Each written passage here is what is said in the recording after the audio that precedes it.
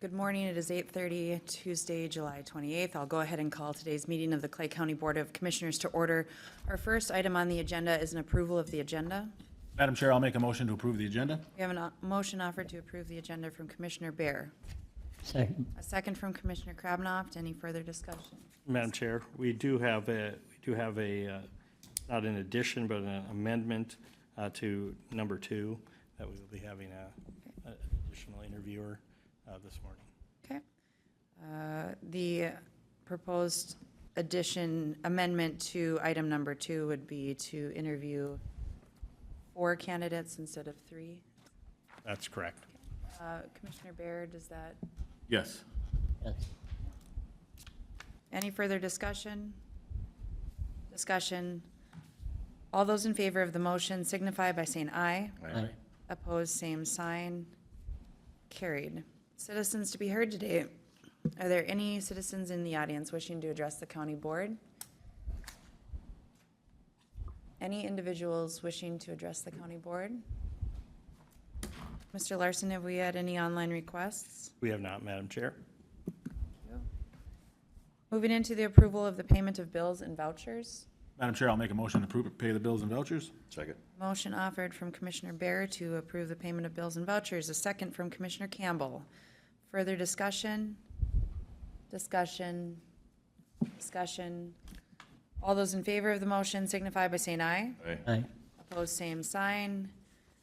Carried. The minutes from the July 14th board meeting were in the packet. Move to approve the bills and vouchers. We've already done that. I'll make a Oh, motion. the minutes I meant. Okay, we For have, July 14th. we have a motion offered from Commissioner Krabnoff to approve the payment, or I'll second that. approve the minutes. A second from Commissioner Bear. Any further discussion? Discussion. All those in favor of the motion signify by saying aye. Aye. Aye. Opposed, same sign. The minutes are approved.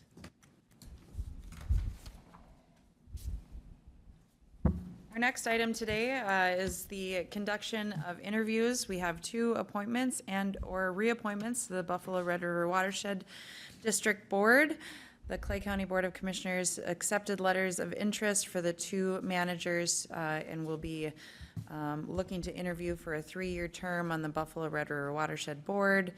The term will expire August 31st, 2029, and by statute, we need to make the appointment by July 31st. We have in the packet the letters of interest from candidates. We have Mr. Kurt Stubstead, Mr. Amos Bear, we have Mr. Joel Hildebrandt, and Mr. Steve Lindas. Good morning to all of you. We have your letters, and we'll just invite you up to the front, and we'll have a couple question and answers if that works. Steve, would you like to come forward? Madam Chair, if I could, Yes. just for the board's information and for the chair, I did review under the Watershed District Appointment Managers 103D.311, the manager qualifications. A person may not be appointed as a manager who, one, is not a voting resident of the Watershed District. So I would just be asking that the board would confirm that all individuals are living in the county. And then 2 is a public officer of the county, state, or federal government, except that a soil and water conservation supervisor may be a manager. In looking at the statute, the public officer of the county, although it sounds like maybe in the past people have been duly on other boards, with my research, I believe that they should not be on 2 different appointed boards. So any of the individuals that you're talking to, they should indicate if they are on a different board and if they would intend to come off that board if they were ultimately appointed to the Watershed District. Okay, we can ask that question. Good morning, Mr. Lindas. Good morning. We have your letter request. We also have some questions that we'll rotate through, if you don't mind, but if you want to just maybe introduce yourself, confirm your residency, and we'll go from there. I'm Steve Lindas. I am a Clay County resident living in Moorhead. and work and teach students critical thinking through the lens of physics at Minnesota State University, Moorhead. To speak to Attorney Melton's other question, I am currently serving on the Moorhead Public Service Commission, and I'm not sure if that is the same in terms of city commissions or county commissions, so I'm not going to refer to that. I don't think I would resign that position since I just started that position, so. All right, well, let's jump into the questions if we might. I'll start with number, And Madam Chair, I don't believe that would be, I mean, it's under county, state, or Okay. federal government. yeah, because it's a different, Perfect. okay. I thought that too. But. Steve, what experience would you bring to the Buffalo Red River Watershed District Board of Managers? I think my perspective I would bring would be one of a scientific lens, physics, ecology, that sort of thing. I would say that the systems thinking approach that I bring to most items, the watershed, and particularly the one watershed, one plan approach, is something that's something that I definitely would support, as sometimes political boundaries conflict with watershed issues.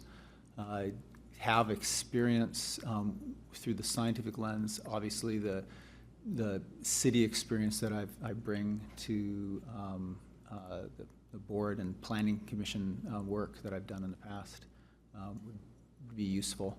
The last 2 years I spent in DC getting more of a federal lens experience, how essentially federal money is allocated and spent.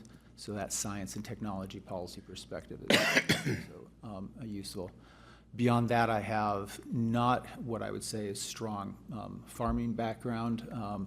My roots are from this area. If you go up north on the other side of the river, the Lindos Township is where my family farm is from.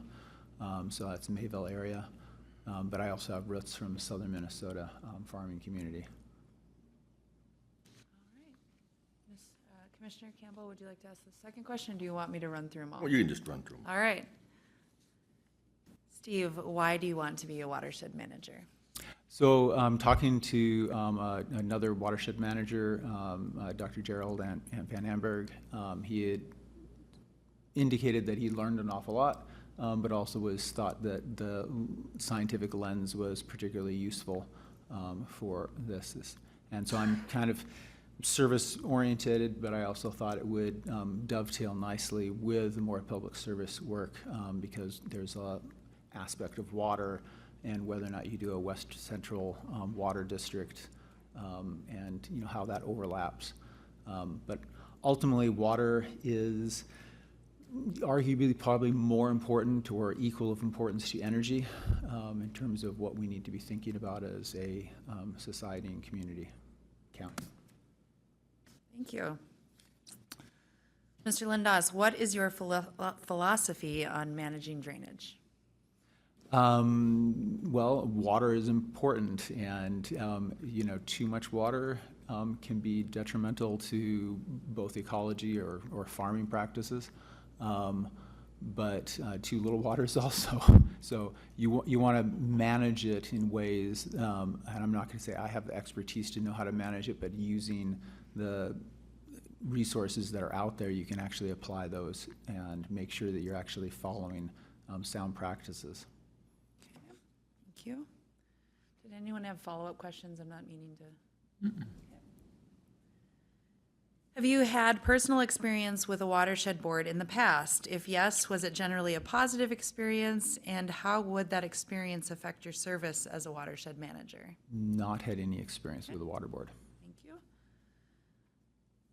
The Clay County Commission, we have not updated these questions, but the Clay County Commission has been in support of the diversion project. If appointed to the board, how would you support efforts to achieve completion of this project that's anticipated in the next 12 months? Yes. I don't think there would be much I would do except for to make sure that I was, getting the required funding to finish the diversion project would be useful. Yeah.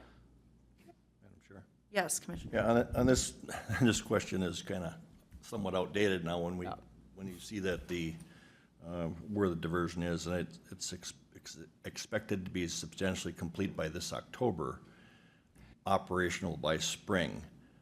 But one of the important things that the watershed will always be carrying forward and have to always be concerned about is the permit requirements.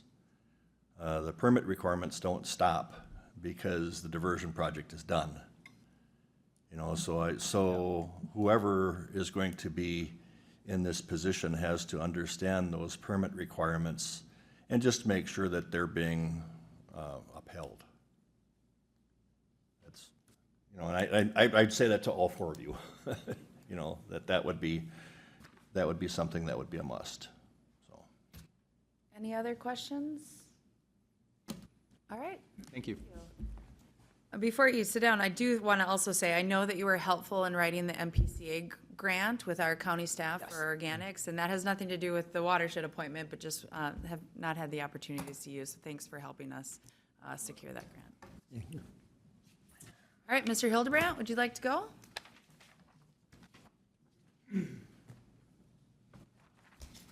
Good morning. Good morning. We also have your letter. Would you like to introduce yourself and state your residence, please? Joel Hildebrandt. I've lived in Eglin Township for 18 years. Okay. Item number 1 would be, what experience would you bring to the Buffalo Red River Watershed District Board of Managers? Lifetime of utilizing conservation practices on the land, from growing up in Pope County, Minnesota, to central Wisconsin, to western North Dakota, and then back to Minnesota. I was a member leadership position in the Palm Terre Joint Powers Board in the early 2000s, along with being a Grant County supervisor. I've been a Clay County supervisor for, I believe, 14 years now. So have worked with commissioners in Buffalo Red Watershed and projects like the Snaky Creek project, which was shared dollars from several entities. And I guess to address what Mr. Melton said earlier, I did apply as I was under the impression, after talking to several people, that I could remain on planning and zoning, and if I happened to be chosen. And I do not feel at this time that I would resign those positions if required. Okay. Do you want to continue to go through the questions? Yes. Okay. Why do you want to be a watershed manager? I feel I have a lifetime of experience and practical knowledge of how projects can be made to effectively manage water and, when possible, enhance the quality of water. Sediment control, is a big thing from the Buffalo and the sub-watersheds that feed the Buffalo, which, in the end, feed the red. Mr. Hildebrandt, what is your philosophy on managing drainage? There is a time and a place for it. We need to balance the needs of agriculture with the needs of everybody that's living in the watershed. I'm a big proponent of tiling. I think that has made a huge difference in runoff, along with different farming practices where the water soaks through 2 feet, 3 feet, 4 feet, depending on how deep the topsoil is. In a heavy rain event, instead of getting a 5-inch rain in 5 minutes, where it all blows through the ditches, and we've all seen it. Have you had experience with a watershed board in the past? And if yes, was it generally a positive experience? And how would that experience affect your service as a watershed manager? No direct. Where we live, we did get assessed something, a small assessment for the Hay Creek, which is the sub-watershed, and it would have no effect at all. It was just, okay, this is what we need to do. And the fifth question is, the Clay County Commission has been supportive of the diversion project, and if appointed to the board, how would you support efforts to achieve completion of the project and/or funds? I really don't know how to answer that. It's 5 months out. To me, the diversion is done, and the basic, what I see as the core function of the watershed district would have nothing to do with diversion. Any additional questions from the board? Thank you, Joel. Thank you also for serving as chair of the Planning Commission, and you talk about those conservation efforts. I've been on several farm visits with you, so thank you for your advocacy in the soil management. We do appreciate it. Thank you. Mr. Bear?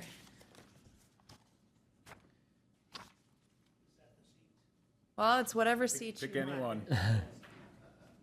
Just make sure the microphone's green.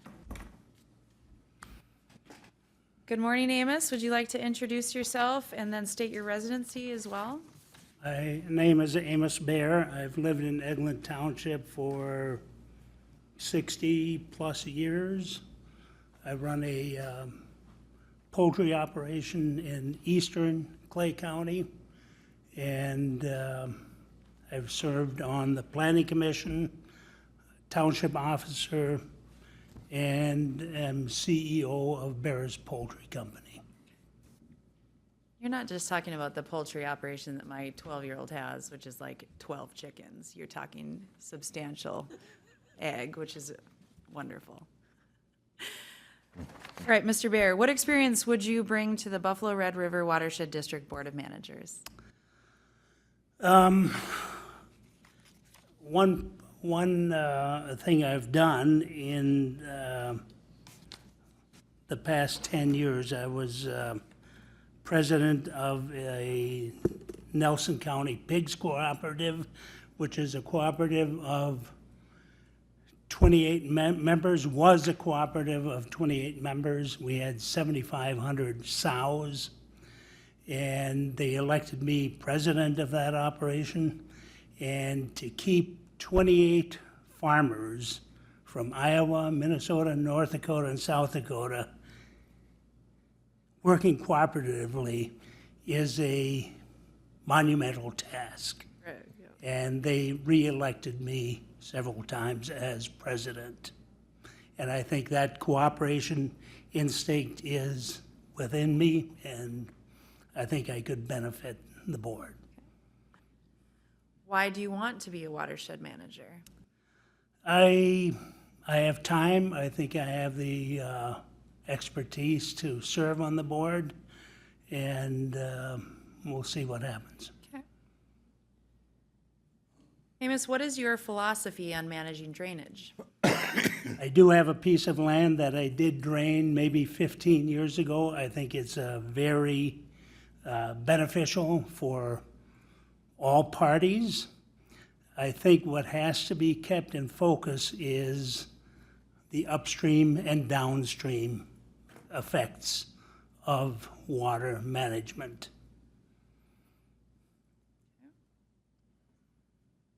Any follow-up questions? Question 4. Have you had personal experience with a watershed board in the past? And if yes, was it generally a positive experience? And how would that experience affect your service as a watershed manager? I have had experience with the Watershed Board. It was as a township officer of Eglin Township. It was replacing a large culvert, and I believe it was Bruce Albright at the time, and it was nothing but a positive experience. And finally, the Clay County Commission has been in support of the diversion project. If appointed to the board, how would you support efforts to achieve completion of the project and the funding necessary?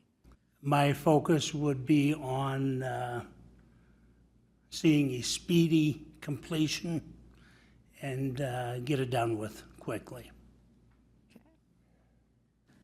Any other? Chair. Yes, Commissioner Campbell. A follow-up question based on an answer you gave. So, when you talk about your philosophy, and you mentioned that there can be upstream and downstream effects, which you are 100% correct on, do you believe that in instances those can be mitigated? I believe so. And the biggest success would be if both parties benefit. Okay. Thank you. All right, thank you.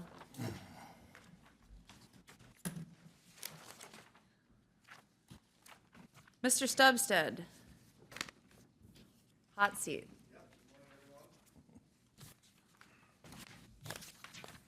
Good morning, Kurt. If you'd like to state your name and confirm your residence, please. Kurt Stubstead.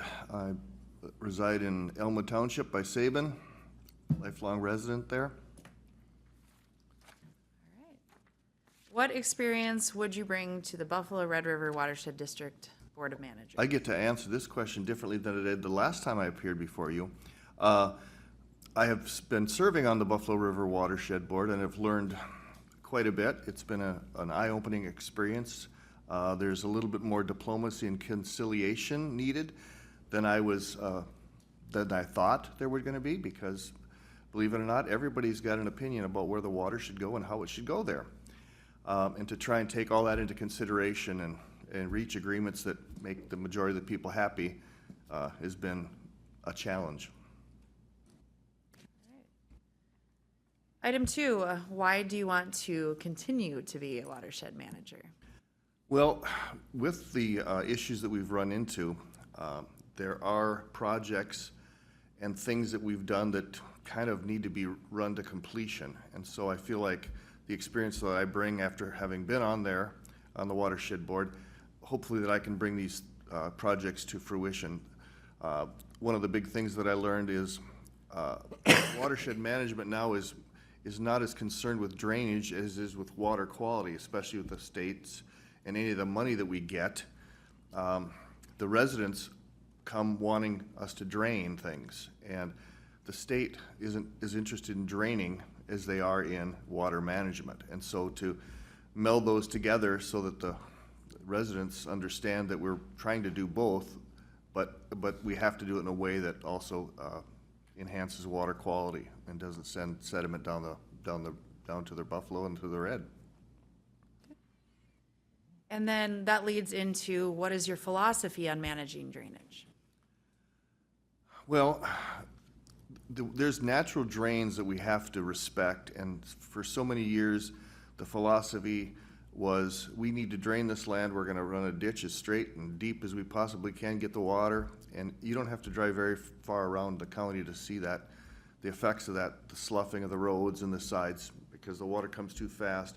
The philosophy now is more of a bringing it back to a natural meander, which is easier said than done when there was never a drain there in the first place, but we do need to work on the technology to keep those roads from sloughing off, because again, there's a significant amount of those ditches that are just straight, true, and deep, and in the spring, there's quite a bit of sloughing that goes on, and the technology is not up to speed to deal with that at this point in time.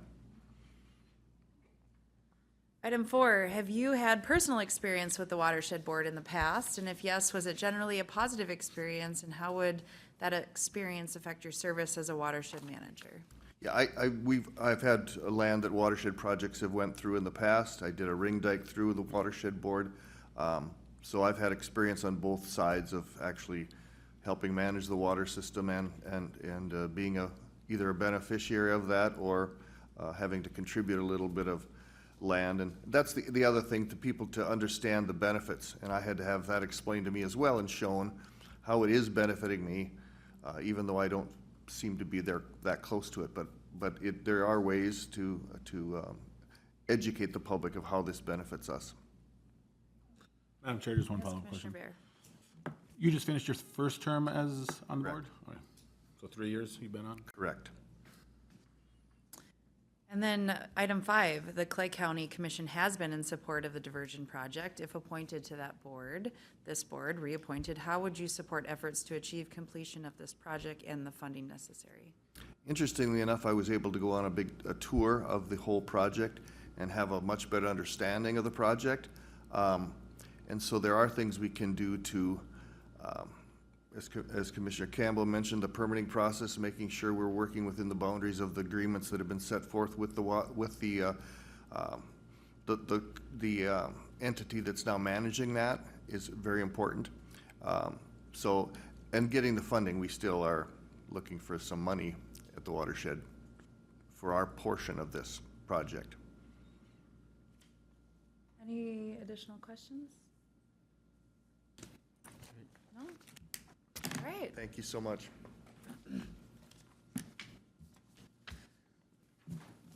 I would like to personally thank all of you.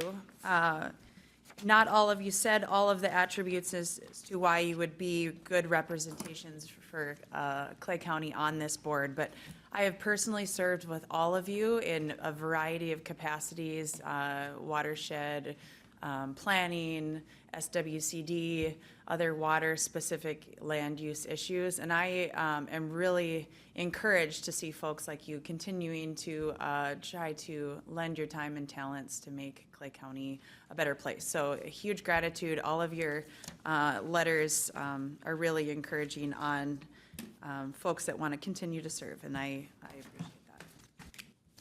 Madam Chair? Yes, Commissioner. I agree. I agree with your comments. And I do believe that Kurt Stubstead does deserve to serve on another term. So I will make a motion to reappoint Kurt Stubstead to a 3-year term on the Buffalo Red Watershed Board. Okay, we have a motion I'll offered second. to reappoint Kurt Stubstead to a 3-year term on the Buffalo Red River Watershed Board. Commissioner Campbell, that second was from Commissioner Krabanoff. Any further discussion? I'll just make a comment. Yes, Commissioner Yeah. Krabanoff.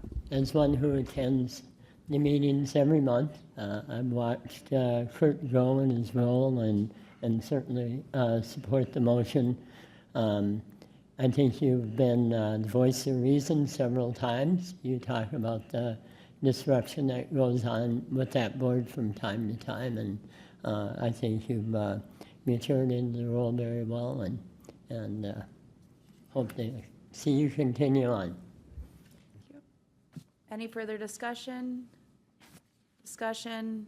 You're still up for the challenge? Here. He's here. I chickened out as he was talking through all those experiences.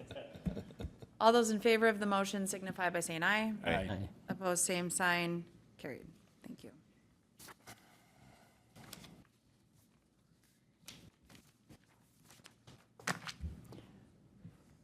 I would like to, are we looking for a second motion then? Yeah, well, yeah. Okay. So I know all 4 of these individuals quite well. Been on boards with all but Mr. Lindas, but we know each other pretty well from living in Moorhead and having conversations in many areas. For me, and this isn't, I think they're all very well qualified. The one I feel has the broadest knowledge of all things concerned in farm operations is Amos Bear. I think his years, not only how we worked in county planning together, the Board of Adjustments, but I've been out to his poultry operation, see how they operate. They were instrumental in some technology updates that were vital to Clay County with when you did the manure, the dry manure conversions over the years. And you did that in a very professional manner while facing some real strong uphill battles at the time. And I think that that type of experience can easily carry over into the Watershed Board, where the same thing happens, uphill challenges from the public, and how do you manage that? So that's the one I just think you're very strong at, and of course, living on the land, you understand what watersheds are about too. So I would make a motion that we choose Amos Bear for the board for that term. There's a motion to appoint Amos Bear to a 3-year term on the Buffalo Red River Watershed District Board. Is there I will second it, but I we have was, a motion offered from Commissioner Kavanaugh to second Yeah. from Commissioner Campbell for discussion purposes? yes, and again, no matter which members you are, to me, the Watershed Board, it does, the watershed does have boundaries that go outside of Clay County as well. And one of the concerns that I've always had is the natural flow of water. And almost all of it goes to the Red River, and a significant portion of our watershed can have an impact on the city of Moorhead.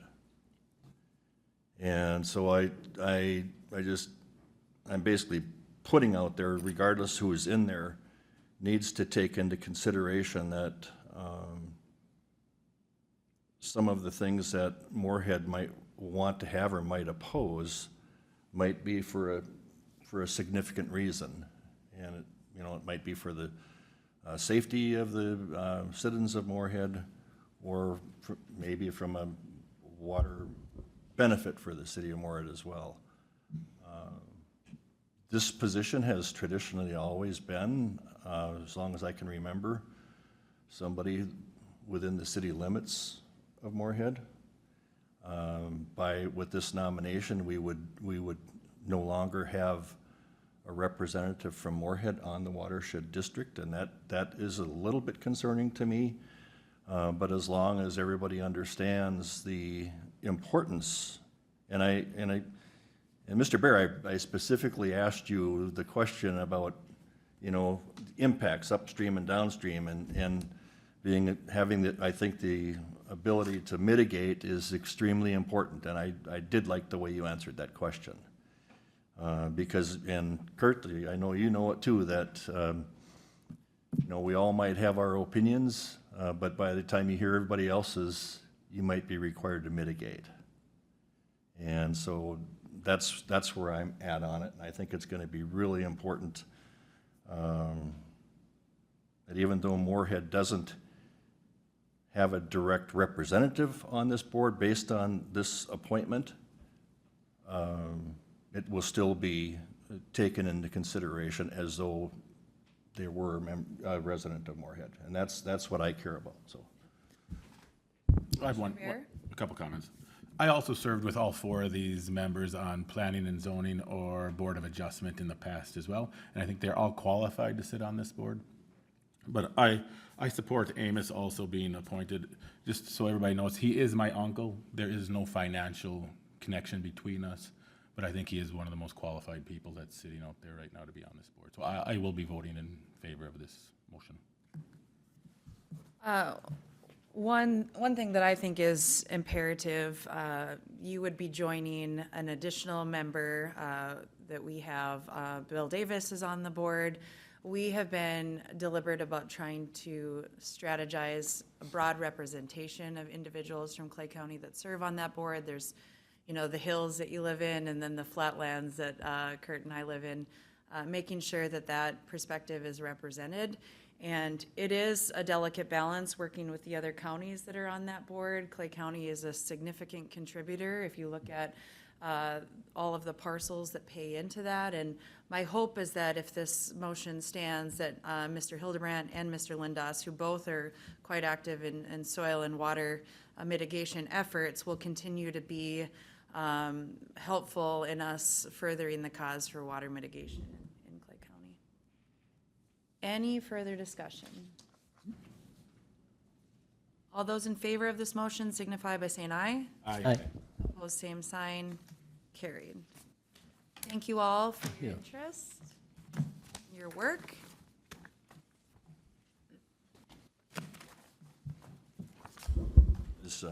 When does that start? That is a good clarification. So my understanding is the term, Amos, expires on the 31st, so you will be looped right in within this week. So Kurt, can you make sure, and we'll work with staff, Christine at the Watershed? In the hallway. Thanks, Thank guys. you. Second Monday of the month. Okay, item 3 would be the request approval of the 5-year public safety camera systems modernization agreement with Axon Enterprise. Good morning, Sheriff. We do have additional information. Is this for this item? That is correct. That is some updated information with updated numbers I just received this morning. Thank you. Do we have that? It's is that a this? staple packet. We, okay, proceed. Good morning, Madam Chair, Commissioners. Thank you for having us this morning. We are here today to hopefully get an approval for a 5-year agreement for updated body cams and in-car cams. We're finding that our current system, which is GTAC, is already starting to fail us, where we're having trouble with the battery life of the systems. We're having trouble with them uploading. For example, my body cam and other body cams will not upload unless the camera is completely dead. So you have to let that drain completely down before you can upload your videos. I know that there's at least one patrol deputy that's having that issue right now as well.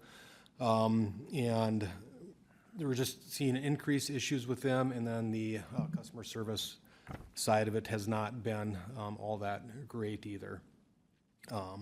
With this proposal, what we end up doing is we get a 30-year refresher on 30 month.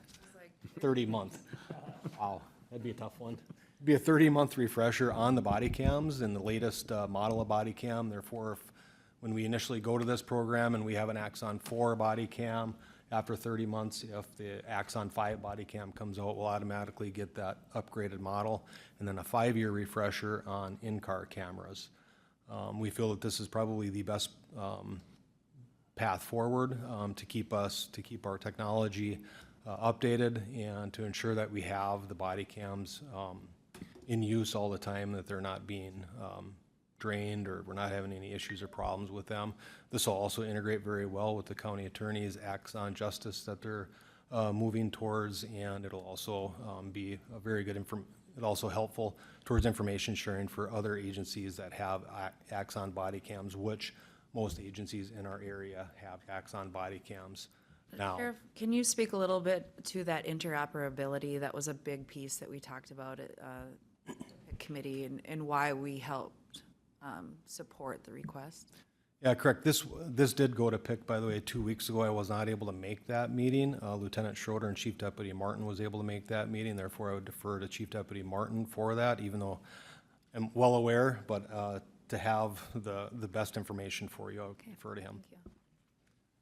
Yeah, so when we spoke at PIC, we talked to Mr. Melton as well, and we talked about Axon Justice and Axon Evidence and the transferring of our evidence to the county attorney's office, and the workflow that would be reduced, or load that would be reduced just from adding Axon, getting that evidence to the county attorney's office.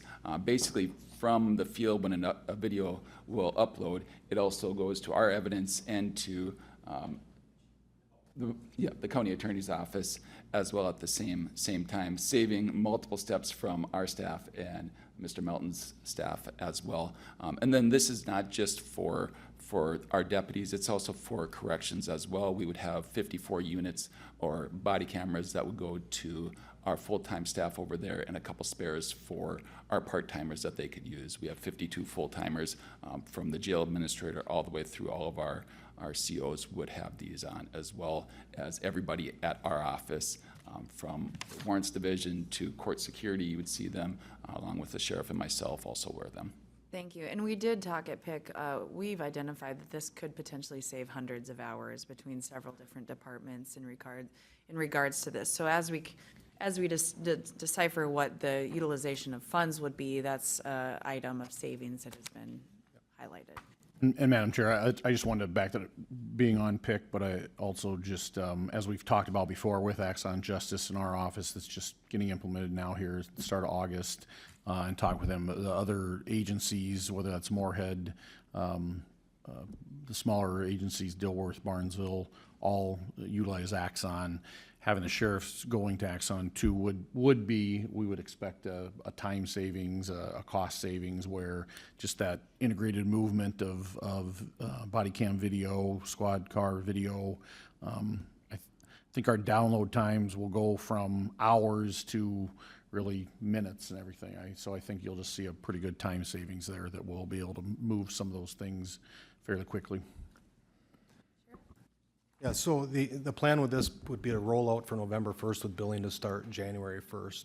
Our initial plan was to have our jail roll out June 1st, as we thought their agreement with GTAC was up on June 1st, but we had recently learned that we can also roll our jail out November 1st as well, and that would probably cost us less money in the long run, just for the time savings, and then we don't have to have that other GTAC agreement for a year. So the plan would be to roll everybody out November 1. And Axon indicates that they are able to do that, and we would get 45 body cameras for the sheriff's office with 2 spares. That would give every deputy a camera, to include our part-time staff in the courthouse. It's very important that we have a camera for everybody out there. As the chief deputy mentioned, we'd have 54 in the jail, including 1 spare as well in the jail.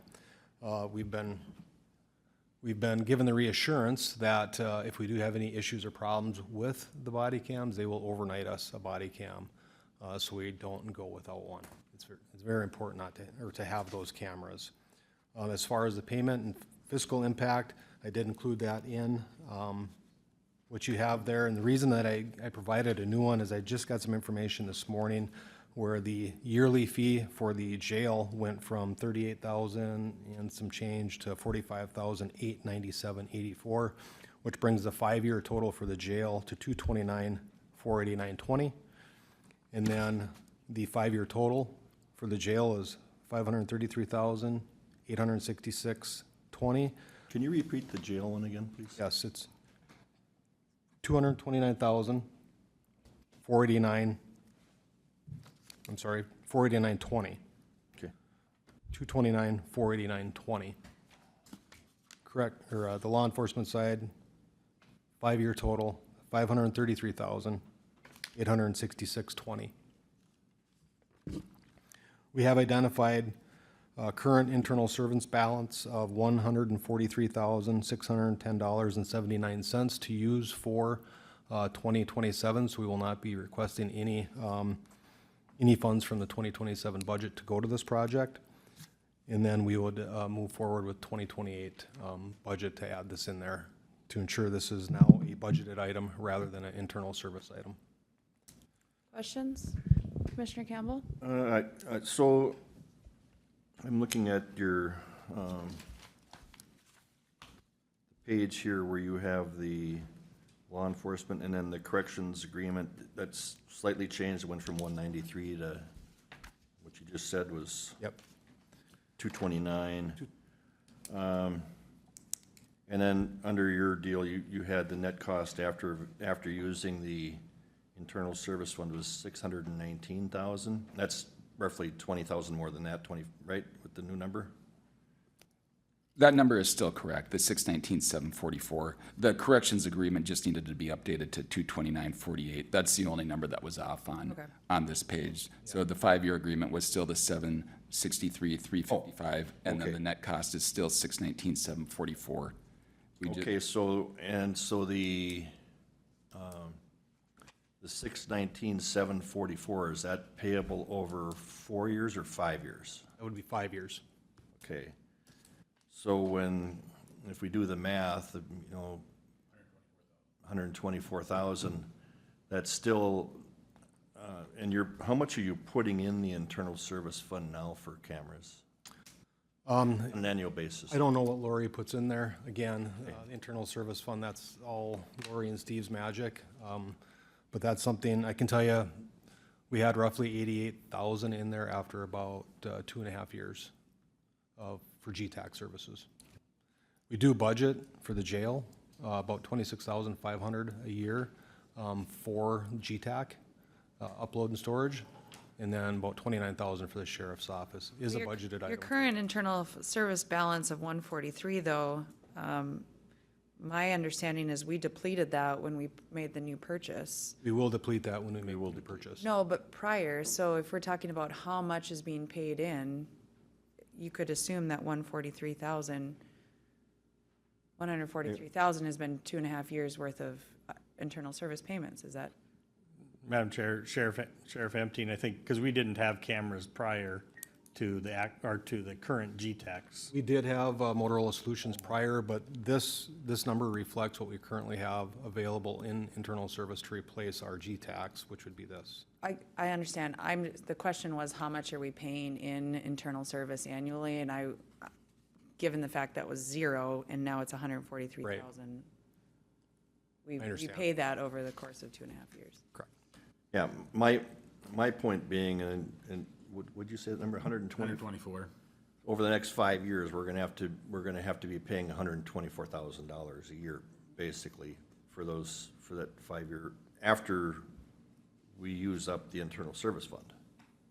Well, the internal service would be for 2027, and then for 2028 budget, then we would have to budget the entire, well, we'd have to budget, 155,000. Yeah, you'd have to, the remaining balance would be divided by 4, which is 155,000. 155,000 minus, though, the jail 26,500, which we currently have in budget, and the sheriff's office 29,000, which we currently have in budget. So you're still looking at probably an increase of $100,000. Right at 100. It'd be roughly that, yep. Minus the internal service, whatever that number is. Well, that is minusing what's currently being going in there.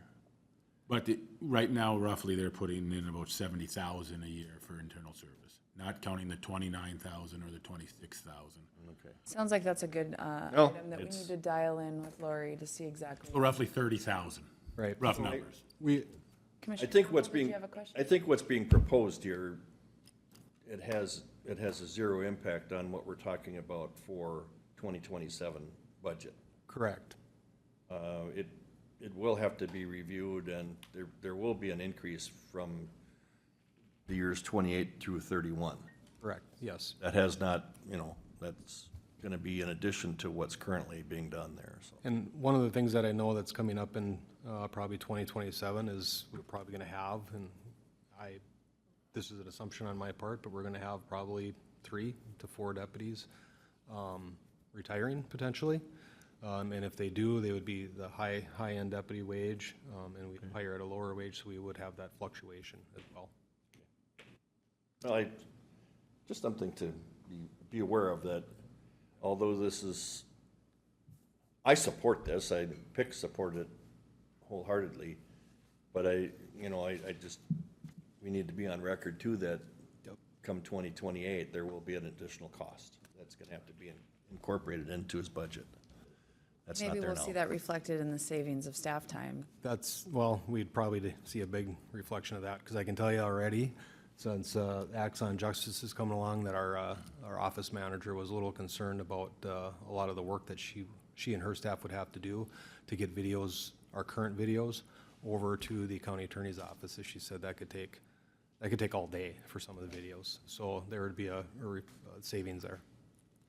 Commissioner Krabbenhoft? Yeah, thank you. Yeah, I think it's very important to have this upgrade or this modernization brought in.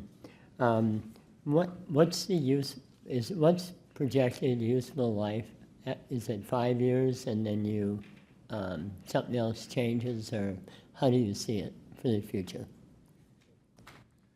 So for the cameras themselves, the body cameras, they project a lifetime of about 3 years, and that's why they come in and replace them free of charge. Well, we're paying for it up front, but they'll replace all of our body-worn cameras after 20 or after 30 months. So the jail and our office will get 99 new cameras at that point. The in-squad cameras have a life expectancy of more than 5 years, but they replace those at 5 years as well. All right, so we should expect this for the foreseeable future, so I'm short of what I'm asking. Yes, and I should note too that at that 30-month replacement, they will upgrade us to the most available or updated model. So if we're starting with an Axon 4 and they're at an Axon 5 or 6, that's the model that we'll get after the 30 months. Okay, thank you. One question, how long have we had the current cameras? We're at about 2.5 to 3 years with the current body cam and in-car cameras. And the body cameras are starting not to work if they have. They're starting to fail. Yep. So this is much needed. But also there was some software components that they were no longer upgrading, correct? Correct. And we would use any of the cameras that we have that are working. We can transfer those over to the Juvenile Center. If they have a chance to use them, they would be available for them. Commissioner, did you have an additional question? I don't have an additional question, but I have a comment. Yep, Commissioner? And our comment, again, goes to, we had a significant conversation on this in our Personal Issues Committee meeting, and I was certainly satisfied with the answers that were given and the savings that we're going to see, as Commissioner Mojo mentioned, in terms of labor savings. I think we're probably looking at a better quality, improved, faster storage. All those things come into play for transferring of document data. So with that, I would move to approve the Clay County Sheriff's proposed 5-year public safety camera system modernization agreement with Axon Enterprises as outlined in this agenda request as presented. We have a motion offered from Commissioner Campbell, a second. Just to clarify, I'll second it, but just to Okay, clarify, also the jail starting November 1st? Yes. All right, then I'll second that. Okay, we have a motion offered from Commissioner Campbell, a second from Commissioner Bear. Steve, do we need to have a separate motion to authorize the use of the internal service funds? I think it would be good if we did that, yes. Okay, we'll do that next. Any further discussion? All those in favor of the motion signify by saying aye. Aye. Opposed, same sign. Carried. We have the need for a second motion authorizing the use of $143,610.79. So move.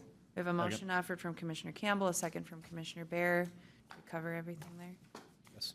Any further discussion?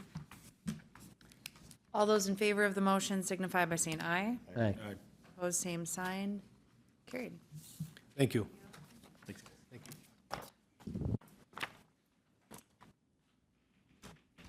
Our next item is the budget presentation for withdrawal management, Detox. We have our Detox Director, Troy. You're still there. And Andrew, good morning. Good morning, Madam Chair, Commissioners. Today, we're going to present our budget, so We have that.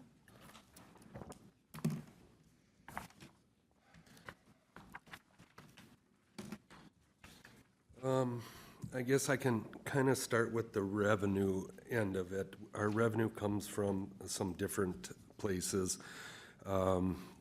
If you look under the self-pay, that is our contract with Southeast Human Services. And for all of the clients that come from North Dakota, they pay for them. We also have a contract with the Veterans Administration, so that is in there. The social service contract is in there, and then the PMAP medical assistance is our withdrawal management program. That's where we are able to bill the $400 a day fee, plus we get a $75 bed fee from the state. So those are our revenue sources. Is there any questions on that part? Madam Chair, Yes, one question. Commissioner Bear? For proposed for self-pays, 1.75, and so far since June, we've only collected 223,000. Is there just a delay on that, or? There is a delay on that. Our accounts receivable and payable person has been on maternity leave, so she's just getting back into the billing.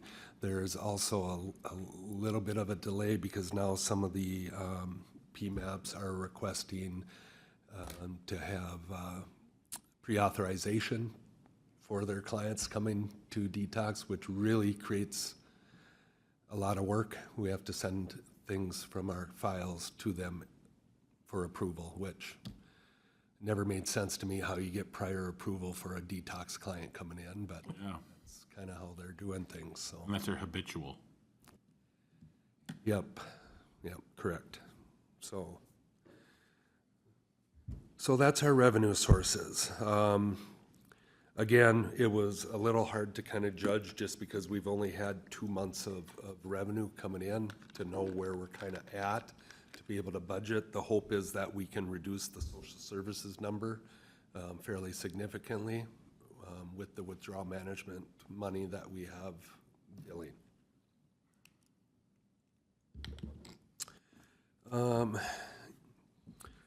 If you go down to the salaries, we're up a little bit in salaries, but I do have some new requests. I don't know if you'd like to talk about those right now. But the first one I'm looking at is because our numbers took off so fast, I think our 2 full-time LADCs needed a little extra help, so I am requesting a 0.6 LADC, which will help them when they go on vacation or they take time off to be able to have somebody else there. The variable hour staff that we have do a nice job, but they're kind of limited in how often they can work at our place, especially during the week, because they all have other jobs. So, Troy, if I might, if that 0.6 would be approved, would you see a decrease in your need on the variable hour component? It's possible. Yeah, I do have one variable hour going on sabbatical, so she's going to be taking some time off. And it just varies. The biggest problem too is trying to find them when they do. Right now, I kind of have plenty, but there's been times when we are just really short on them, and then my full-time staff are working the weekends to help cover, and then it creates a shortage. In the good old days, when I was Rule 25 certified, I could fill in for them and just see some clients, and that really helped. But when they made the SUD changes in 2017, they made that position have to be a LADC licensed person, so. Yep. Thank you. Can I ask one thing? What does LEDC stand for? So it's Licensed Alcohol and Drug Counselor. Okay. In North Dakota, they're LACs, just a licensed alcohol counselor. So. The second request that I do have is for, what else did we put in there for another point? Oh, peer support specialist. If you remember, about a year and a few months ago, my peer support person passed away unexpectedly. And with the state of Minnesota and their rules, you can only hire somebody who either works or lives in Minnesota 51% of the time. A lot of our folks live in Fargo, so they're not eligible for these positions. So I went quite a few months without having one. We do have 3 right now, and they're able to see all the clients, but I think that the one has kind of stepped up his game, and if we can move him to a .6, I think that solidifies it if the other two variable hour staff leave. That is a mandated position by the state of Minnesota, so. I think that is an interesting requirement that we could benefit by ringing the bell on that. I'm not quite sure why you'd have a mandated position and then mandate their percentage of residency. It's It curious. actually is a federal thing because I made many phone calls on this, trying to get around it a little bit, because I had a few applications, but they just didn't qualify, so. Very difficult position to hire. It seems to be a pretty common thing, what I hear from other detoxes across the state. I mean, that certainly is a border community challenge that I think we should raise. Is that position also under the salaries? Yes. There's two there. Yep, there's two there. And the last one that I'm requesting is, we have added the written electronic health record program, and we have also added the scheduler program. And since we've basically doubled in size since we opened, it would be nice to have kind of a trainer, what I call them, that can kind of handle the background and working behind the scenes with the written, with the training, the same with the schedule. It'd be nice to have somebody who could do our scheduling for us. Right now, Andrew does that, and that takes a significant amount of his time to schedule staff each month. And we're also looking at that person getting CPR certified, so we don't have a lag in services there. So they are. You'd like to have all your people always be CPR certified, just because of the number of and the risk of the clients that we do have. So Is that a full-time position? Or? that would be a full-time position. Can you elaborate a little bit what the training would be? So if we get this training position, they would be in charge of the written, making sure that's all done, all the enhancements that we are requesting, be involved in the billing process to some degree. And then I think she could probably, or this person could probably take over the scheduling and do that on a daily basis. Plus, if we get them CPR certified, we could probably have a class every month for that. Great. Thank you. Any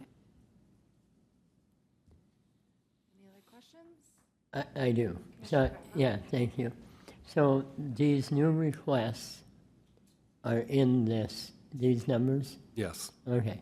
And then did you make allowance for getting rid of some variable hours, or are they still in here? They are all still in there right now. Okay. Variable hour are as needed, so if it came down to where we just don't need them, we probably won't be scheduling them to work as much. Okay. Thank you.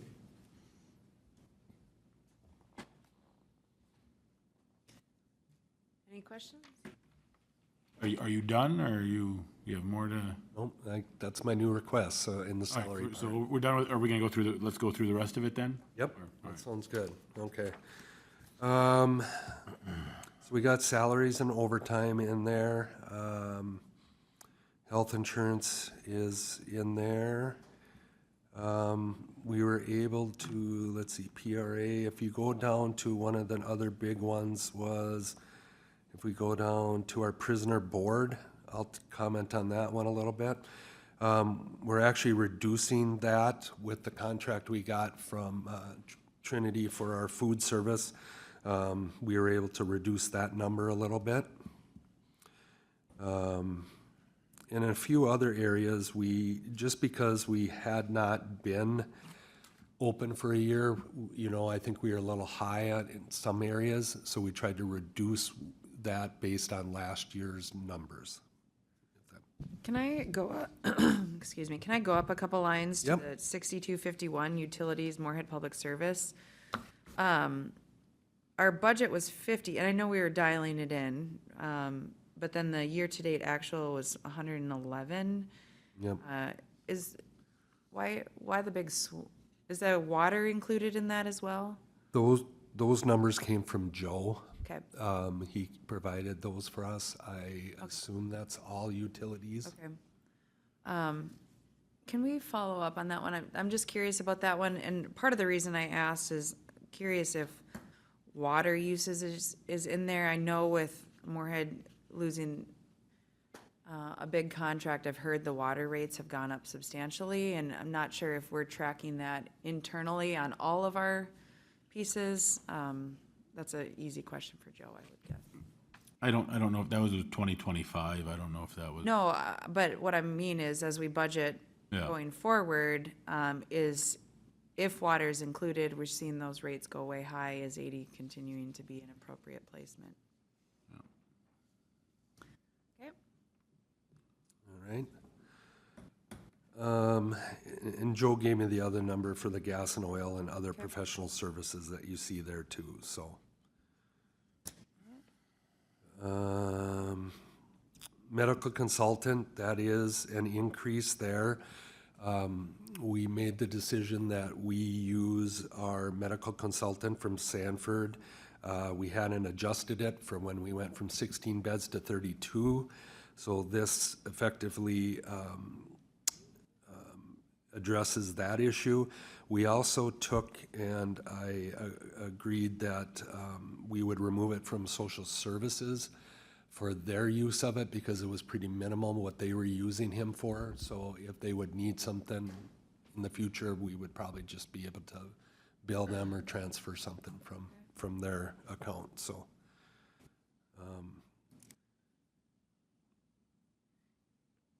Any other questions from the board on this? How many months were we open in 2025? 12. Or- We moved December 30th or 31st of 2025. 2024. 24, I'm sorry, 24. Time flies when you're having fun. Yeah, time flies when you're having fun, yeah. It's, so we were over there basically by January 1st is.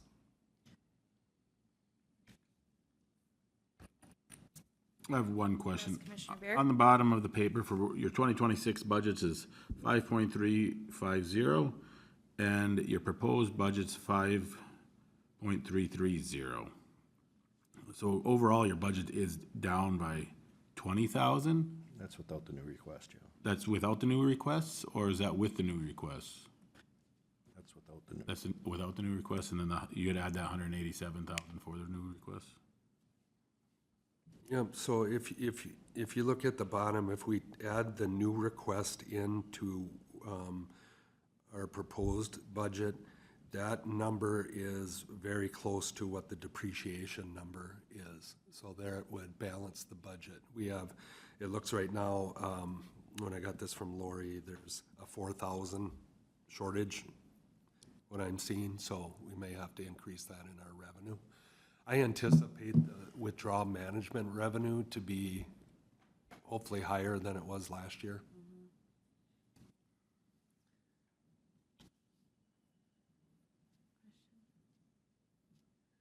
It is fun, if you will, to see how we're continuing to dial this in after we've been in operation. You know, it was such a big change now that you've been able to kind of dial the budget in exactly where we need to better serve the folks you see. So, you know, it is encouraging that you have the ability to see additional revenues.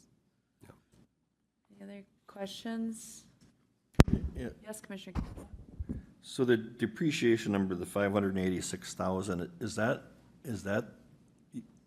align with the annual bond payment?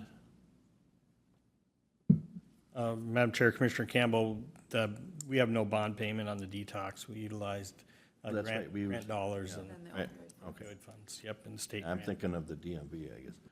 So we have $586,000 worth of depreciation in there we don't write a check out to. That's correct. And that's why I think Lori shows expenses over revenues of $403,220, rather than running a deficit and asking for more funds from from the Social Service Department. Additional questions?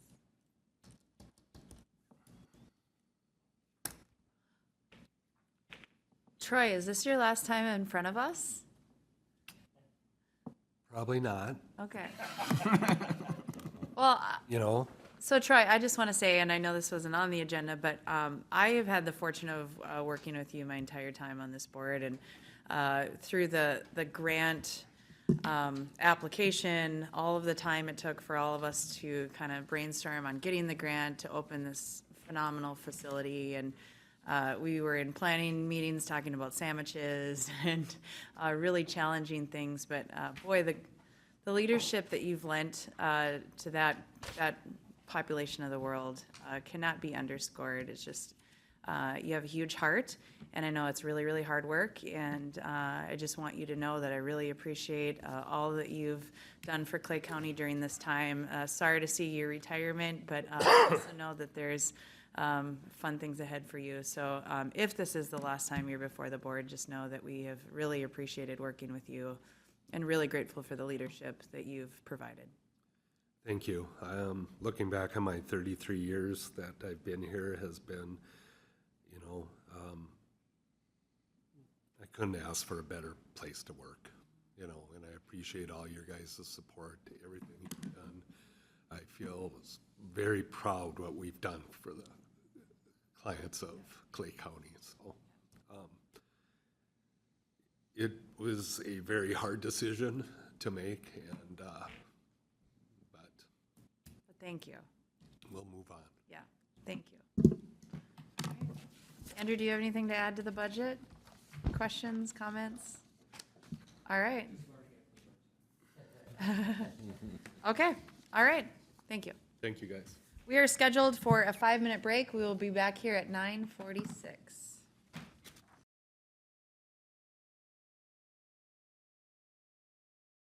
Our next item on the agenda today, a budget presentation from West Central Regional Juvenile Center. We have our Director, James. Good morning. Morning, Madam Chair, Commissioners.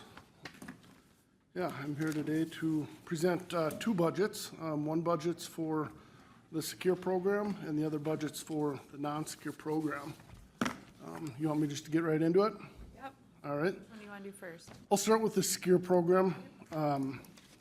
The secure program is part of a cooperative service agreement. So ultimate authority lies with this board, but it's part of a cooperative service agreement between 11 member counties. That's Becker, Cass, Clay, Douglas, Grant, Otter Tail, Stevens, Todd, Traverse, Wadena, and Wilkin counties.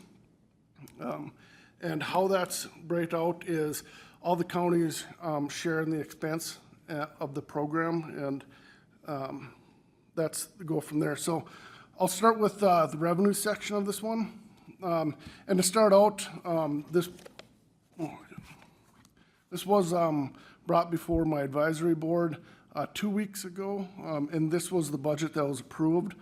I provided that board with a couple different assessments for non-member rate.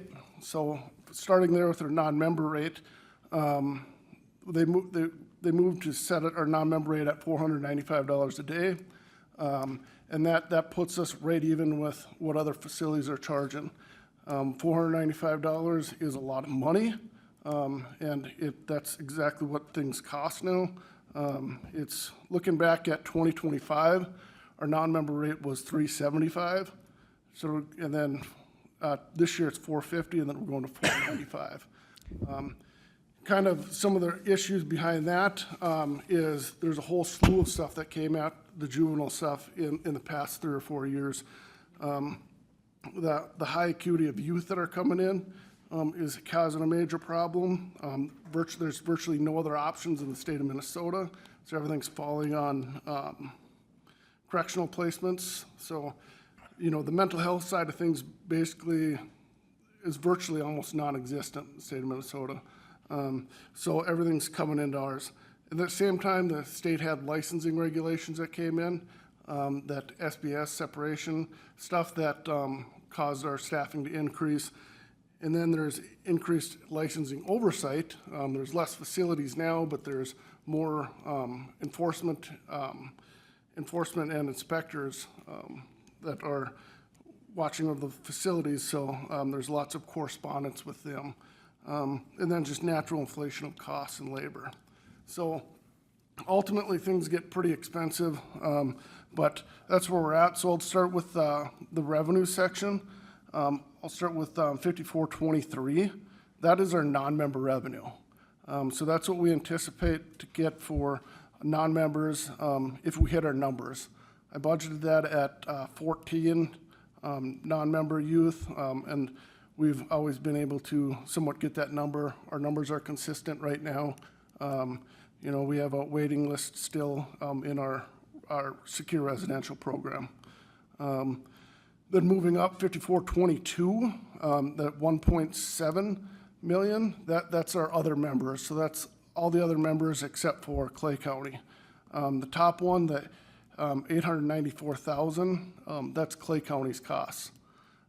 If you kind of look back, 894,000 is up from last year, about 93,000, but back in 2024, it was 843,000. And then before, right when the expansion happened, costs were climbing before we were able to get the non-member revenue in. We're at 2019, Clay County paid 1.1 million.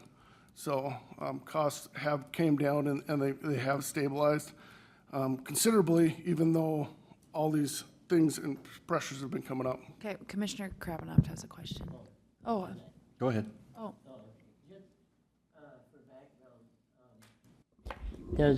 Do the non-members pay a different rate than the 495? Yes. So how I do that is first, That is their rate. Non-member rate is 495. it's 495 in 2027. Yes. In 2020, it's 450 right now. Yeah.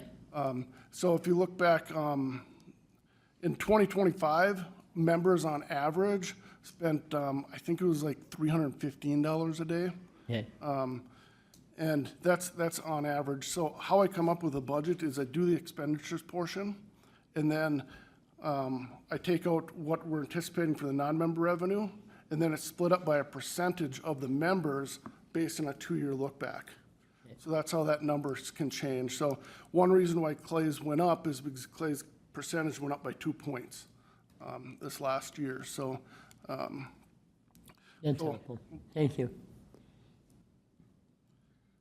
all right, and then kind of just moving down, the bottom, 5830, that's revenues over expenditures from 25.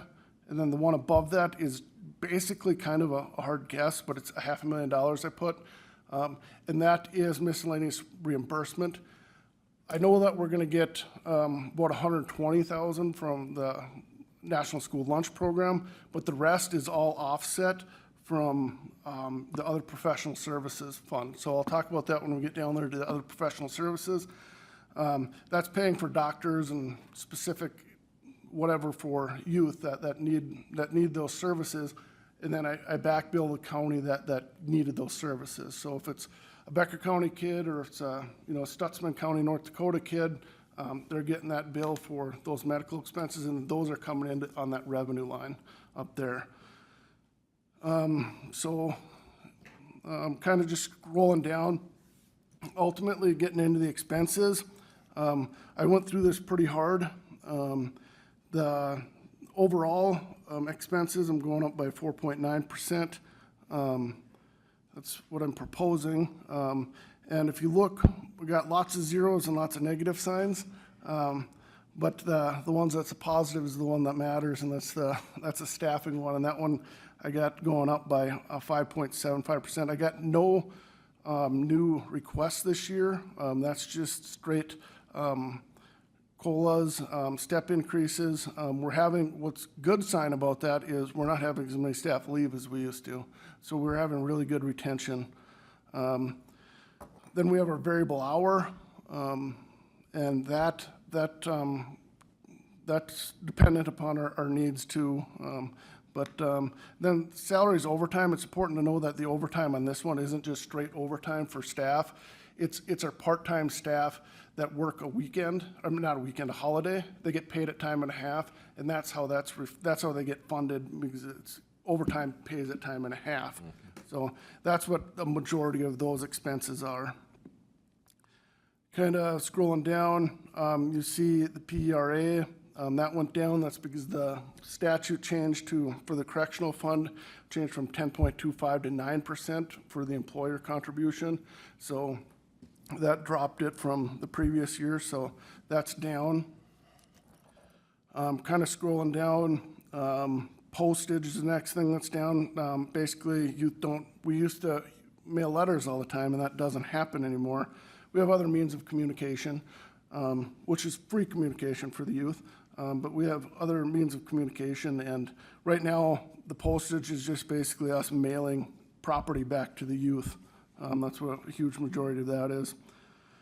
Scrolling down, heating, I moved that down. If you look, we've had some mild winters, and I've been overestimating the past few years, and I've just kind of slowly gotten that into grain. I assumed, I over budgeted the previous 3 years, and I'm starting to get it dialed into what that facility is actually costing. And I think $45,000 is a good assessment there. Again, other professional services, this pays for a lot of different things, but a lion's share of it is the specialty doctors, therapy, that type of thing. We'll get medical bills. The juvenile center will pay the medical bills right away, so the youth don't have to wait to get care and treatment they need. They'll get the care and treatment they need, but the counties the county of financial responsibility will ultimately pick up that tab. So, other things, we did slim some stuff down, like we cut down we dropped our schedule. We had scheduling software that they wanted. We paid $5,000 last year, and they wanted $7,000 coming up, so we dropped that. We're able to chat GPT and Excel formatting, and it was able to give us a pretty good template type of a thing that could be ongoing. So that's what we're going through using the AI and Microsoft Excel, and it's kind of giving us the same type of a thing. Scrolling down, treatment costs, getting that more in line of what we've spent the previous years. And that goes for like copyrighted books, textbooks, copyrighted treatment material, and then the incentive program that we run, gym equipment, et cetera. Scrolling down, travel and conferences, you see that we're going down on that. We're kind of throttling back on really just sending a few people there, mostly just our key people from our residential program and our transition program that attend those things now. Building rent, you'll see that jumped up a little bit. That's rent paid to Clay County here for our admin space, and then that additional space for that was approved earlier this year, the old birthright area. Building insurance, I get that one. That one is, we spent about $10,000 last year. I put 14 this year. I felt like it was, I don't know, I just get a feeling, after a while, some of those, we had a kitchen fire that caused a sprinkler head to go off, and I imagine that MCIT is going to increase our premium. So kind of just keep on scrolling down. Office supplies, things are in good repair. We do a lot of bulk ordering, so I mean, that really saves us a lot of money. We're getting that really dialed in. We're not asking for anything else for repair and maintenance or auto repair. Our fleet's getting older, but we haven't purchased a vehicle in many years. but our fleet's, but we don't travel much anymore, as much as we used to. We used to travel all the time. After COVID, ITV through the courts and stuff started getting handled more and more, and that's becoming more and more popular, so that saves a lot of funding there.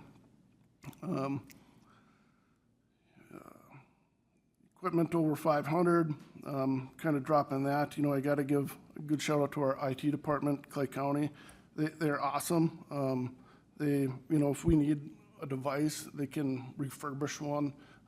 You know, old devices, they can fix things up and make them, because their needs, most of the time are not complicated, and they're able to get us some just basic computer with a Word document, and we're able to do that. So really appreciate having that, and they're very responsive to us. So I mean, that's one reason how we're not spending a whole lot of money on computers and whatnot. Internal service, I throttled back on the internal service fund. We haven't dipped into those funds in a while, and the fund is in a good spot. So I throttled back on that one. And then miscellaneous, throttled back on that again, kind of looking back, more reflective of what we've spent the previous years, and what things are costing. That's mostly our backgrounds and stuff like that. Capital improvements, again, same thing. That fund is doing just fine. So I throttled back a little bit on that. And then the bottom you'll see is the 5% overage. That is baked into the cooperative service agreement, and that's to make sure that in the event that something happens throughout the year, there's extra funding. And that funding goes back to the members and everybody that paid it in, but it's just kind of provides that, so I don't have to go back to the counties and ask for money in the middle of the year if something drastic happens, numbers drop, et cetera. And that's in the cooperative service agreement. So does anybody have any questions about my secure budget? Any questions on the secure budget? No, again, this was presented to the 9-member counties, and it was fully supported as presented today, so. I appreciate that insight. They have been really good partners with that, and to hear that obviously we have increased costs, but to have bed availability here is probably the most important piece. So I appreciate their support. Any other questions on the secure? Otherwise, shall we jump to non-secure? Yep. Okay. All right, I'll jump into the non-secure. So the non-secure program has been going through the most changes recently. This is the one that's affected the most by, you know, basically lack of PRTFs in the state. Again, that was one of the things is for a new non-secure and PRTF. That was one of the county's priorities for legislatively. And it's kind of reflected here in how difficult it is to understand and know what youth we're getting. For an example, we get youth, this is not uncommon that we get youth that get removed from a hospital and they're too acute for the hospital to deal with. They're showing signs of aggression. So these are mentally ill youth that need to be in a hospital, but the hospitals are essentially, in most instances, if they're aggressive, they will kick them out. They will end up in our non-secure program if it's Clay County youth, and we will take care of them there. You'll see, I'll explain that in the training, but anyways, it's just an assessment. It's just a guess, basically, of the revenues that I anticipate getting. It's usually about 50% Clay County, 50% other counties. We always take Clay County youth, and we'll always take Clay County youth, and then when we have space, we'll take other counties.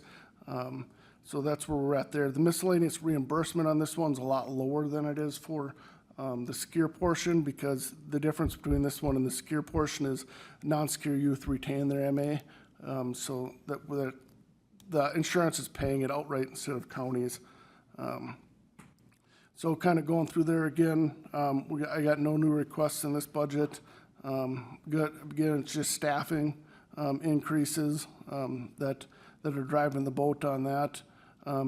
And a lot of it is with the youth. I mean, we're one-on-oneing a lot of youth out of necessity. If you look down at our training, the training went up in this budget versus the SCEAR budget. The SCEAR budget training, I think, went down a little bit. I don't have the training really dialed in with the non-SCEAR because we're really switching over to, specialty and then autism training for some of our staff. Our COG programming that works in the correctional side of things does not work for other youth that, the autism, FASD type of youth that we're working with. Printing and publishing, that's just, a few $100s. That's carbon copied paper mostly for forms. Utility and heating, I got those dropped down, getting it kind of dialed into where we've been at previous years, and then looking at, different price indexes and, just assume that's the numbers that I figured would hit. And I think it's going to be close. Equipment repair and maintenance going up. A lot of that is glass. It's not real glass, it's like some Lexan type of stuff. But anytime our glass gets chipped or cracked, we replace it. Anytime, there's damage to an area, we fix it. The area always looks decent, presentable. It doesn't look trashy and wore down. That's very critical for the well-being of the youth and the way they feel when they're in there. If they're in a clean environment, they treat it a lot better. Building rent, that goes up. That's paid to Clay County. That's for our transition female program, the admin space share, and then the new space share of that. Workman's comp going up. Office supplies going down. Health supplies, auto repair and maintenance down again, kind of the same thing. We're not traveling. Our equipment, again, that's, computers and whatnot. I explained that we don't have much. We're able to refurbish a lot of things. Internal service, just going down a little bit. And miscellaneous, just kind of aligning it with previous years. So overall, no new requests. And the biggest driver is the staffing need in that program. And, primarily some of the variable hour youth won't be used. Hopefully, it doesn't have to be used. But it really depends on some of those youth that we get in and what we need to do to keep those youth safe.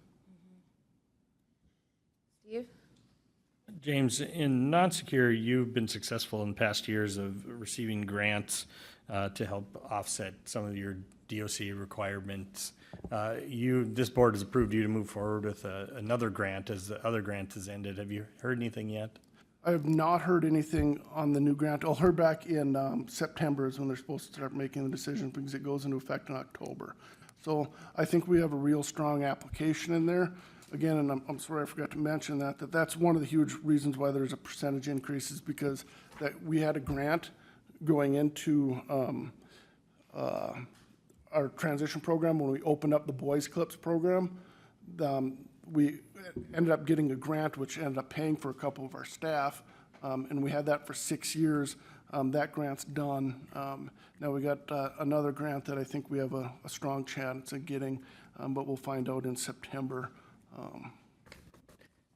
And I think it's important for the board to note that you've been very clear with our departments when people apply for grants and the grant no longer is available, that we have to look at the staffing. I think it's important to know in this case is that James applied for this grant about the time the new facility opened or at the time the new facility opened, and it wasn't additional staff. It was the funds that he's received through these grants since then have been able to save money for the program. And so the staffing requirements are still there. And so and this is a little bit of a different case where in the event that he would happen not to get the grant, he still is required to have those positions. We've just been fortunate to through their grant ability to get those funds. Questions? So, it's no secret to the public that this, your department has been something that this board has worked really hard on a state and regional scope about how we deal with addressing bed capacity. And as you look at, you know, board and care over the last few years, do you feel, I mean, I know this answer because I work with you a lot, do you feel like there's still a shortage in the region on where people can go for placements? Most definitely. You know, shortage would be an understatement. I mean, they could increase 50 beds in the state of Minnesota and it would be full, the next day. There's such a huge need. Clay County's got the resource here. We're able to provide this resources to but some counties literally are, it's sad that there's just no options for kids. You know, the families are reaching out, everybody's reaching out, the kid's not safe, and there's no response because there's nowhere to help that youth. All right. Any additional questions? Commissioner Campbell? No questions. Again, both James and Josh and the SCUR and non-SCUR, I think, are doing a tremendous job with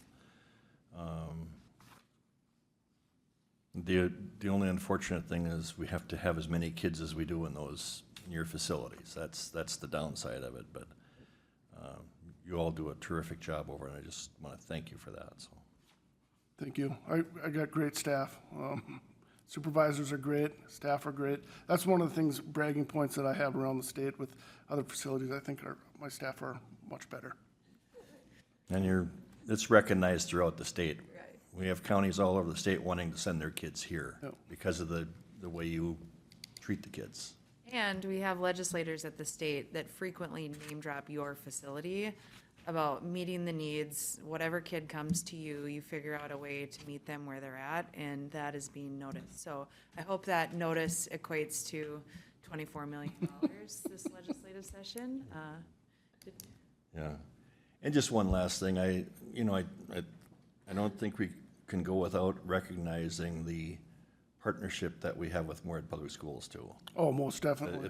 That's a tremendous asset to the programming that you do.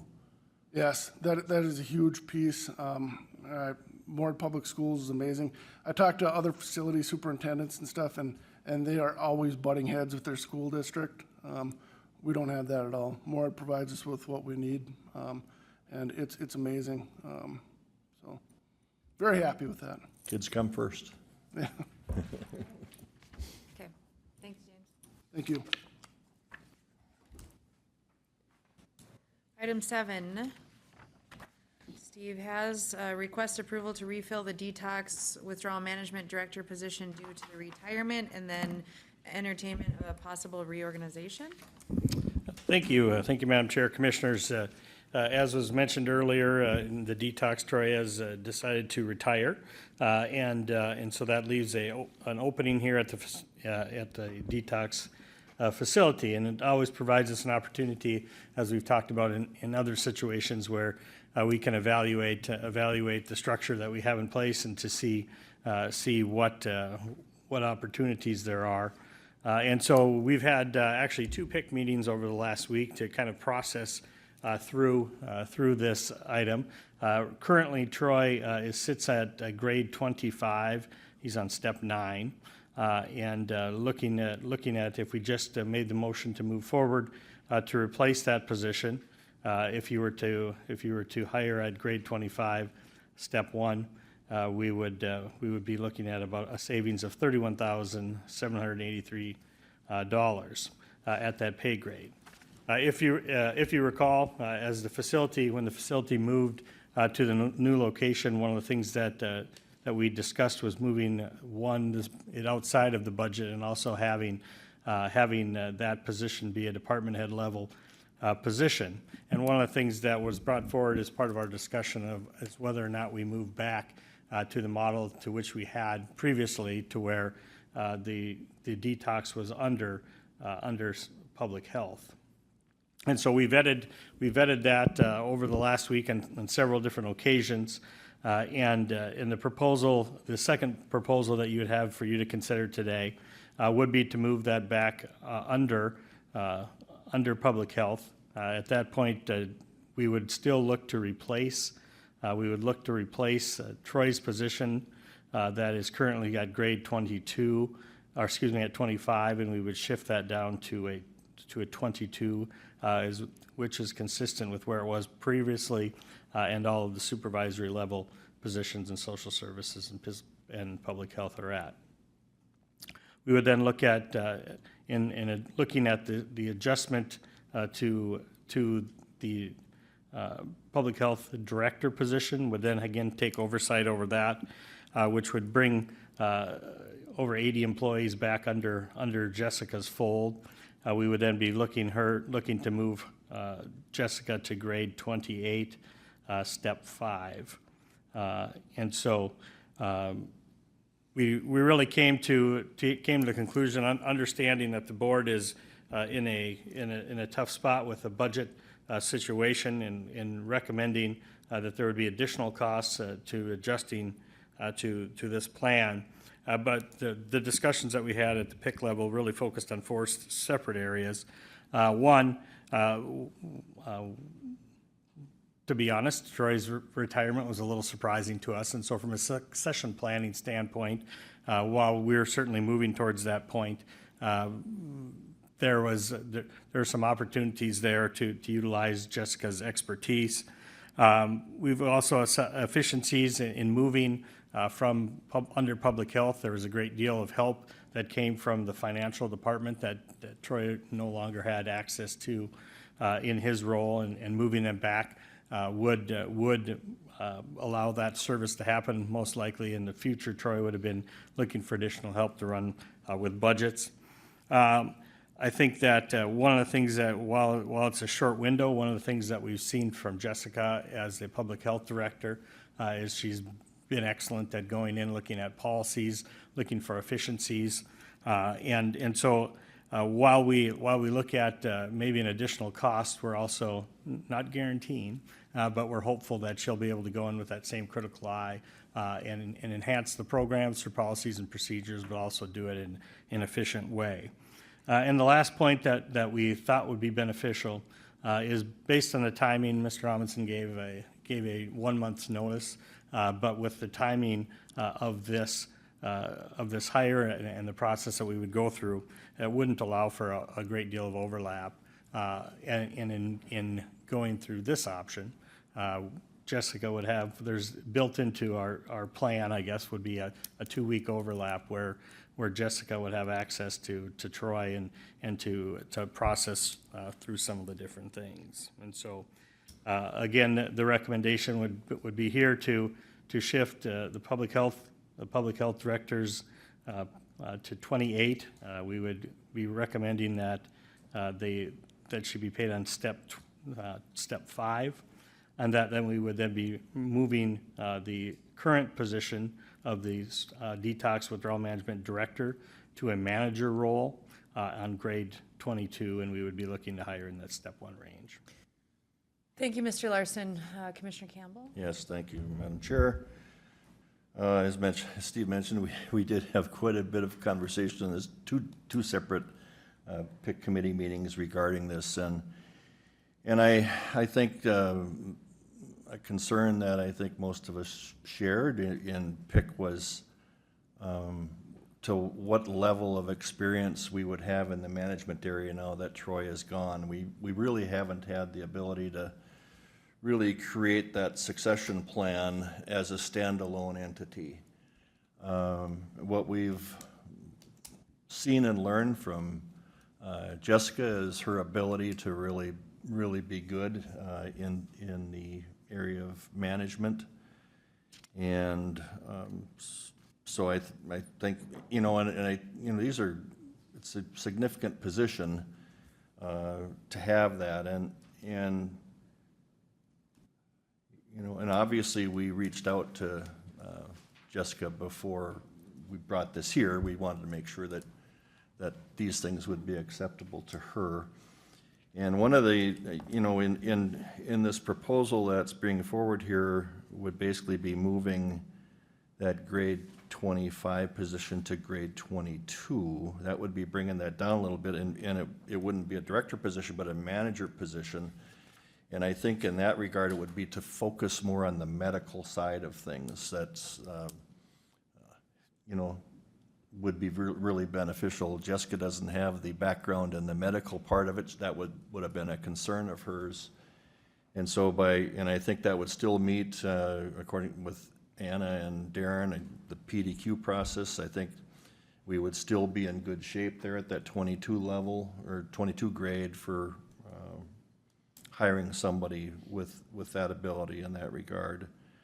It's, in a perfect world, it's I think overall, it's a slight increase to the budget. Steve, isn't it, like? Yeah, it would be a slight increase. Overall, if you look at the 26.5, we would, there'd be an additional cost of $16,182 to move the public health director to 28.5. We would also, but then also potentially, depending on the internal hierarchy, we may see some additional savings with the internal shifts. Yeah, because so you're eventually going to be getting down where you're probably going to be hiring somebody at a step one as opposed to another step. Right. So the savings are, and I think the importance of the having good supervisory skills there can avoid other potential costs that could come into play. So, and we've got a good person in Jessica. In terms of pick, I think we're all in agreement that provided that she was willing to do this, that we felt this would be the right move, and option 2 is the recommendation that came out of pick. I also had the opportunity to attend both of those meetings over the last week, and we didn't know what we didn't know when we moved to the new facility, and with the staffing group that we had, making sure that we were making adjustments that seemed to make the most sense. But there are challenges with a 24-hour facility that are also really great opportunities, and felt that this retirement presented an option for Clay County to figure out how we best support staff that were out there, while also making sure that we were making adjustments that made sense. I believe that there will be some additional savings that are identified with particularly the move to have a detox manager, that detox supervisor team, if you will, to maybe have some reductions in variable hour components. But I maintain that I feel like this will provide the oversight, the managerial financial oversight, while also allowing the medically licensed folks to do their best work through that model. And so it did come with a recommendation from this board to make that agreement, also with making sure that Ms. Mickelson was in part of that dialogue too, not wanting to bring something back into a department if she, as the manager, wasn't willing to do so. Any additional questions?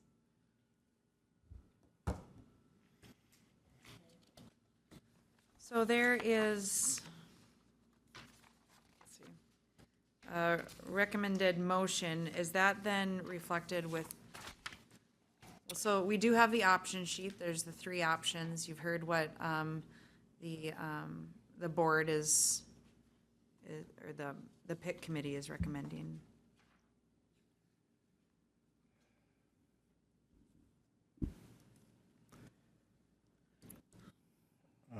I guess,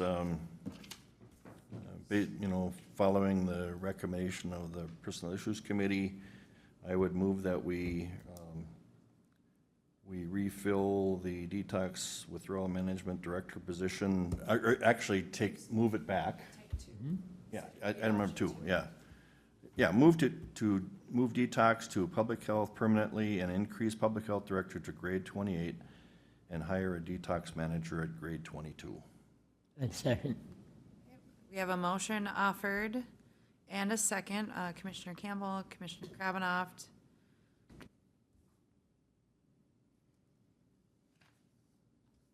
Any further discussion? Do we need to make adjustment to the 20? The supervisor piece or not? No, we do not, Madam Chair. And then would the motion reflect a backfill? We would ask that there'd be backfill. That would meet Motion my, and second reflects backfill opportunity. Additional questions, Yeah. comments? and in regards to the, and maybe a question for Darren, because I know we had this conversation, but the detox manager at grade 22, do we have to redo the PDQ for that?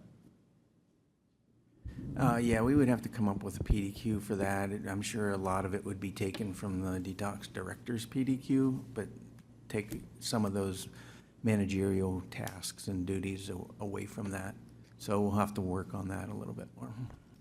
I think Commissioner Campbell, and following up with Darren, if you recall before we made this shift, that grade, that's where it lied at grade 22, and so I think a lot of the work has already been done. It would just be a matter of. I just didn't know if we needed to have a motion to cover that PDQ update, but. And then I just want to point out, I haven't personally talked to Jessica, but I know Steve did reach out with, obviously before this was presented, we wanted to make sure that it was something she'd be comfortable with. And I just want to thank her for being willing to do this. It's a big move, and I think for Clay County, it'll be a positive move. So I just point that out. So. One of the additional points that we didn't really bring up today, but we talked about in PIC is there are so many different state regulations and changes in licensure that is happening, and we really feel like, similar to the discussion that we had with James, are proud of this work, but wanted to make sure that we allowed for staff capacity to continue to advocate for changes or tweaks in legislation if needed, and so felt like because public health is working on dialing in what changes are happening, that would be another beneficial move for the organization. All right, any further discussion? Jessica's not running out of the door yet, so I think we're okay. All those in favor of the motion signify by saying aye. Aye. Opposed, same sign. Carried. Thank you. Okay, we'll move into our committee reports. Commissioner Krabanoff, would you like to go?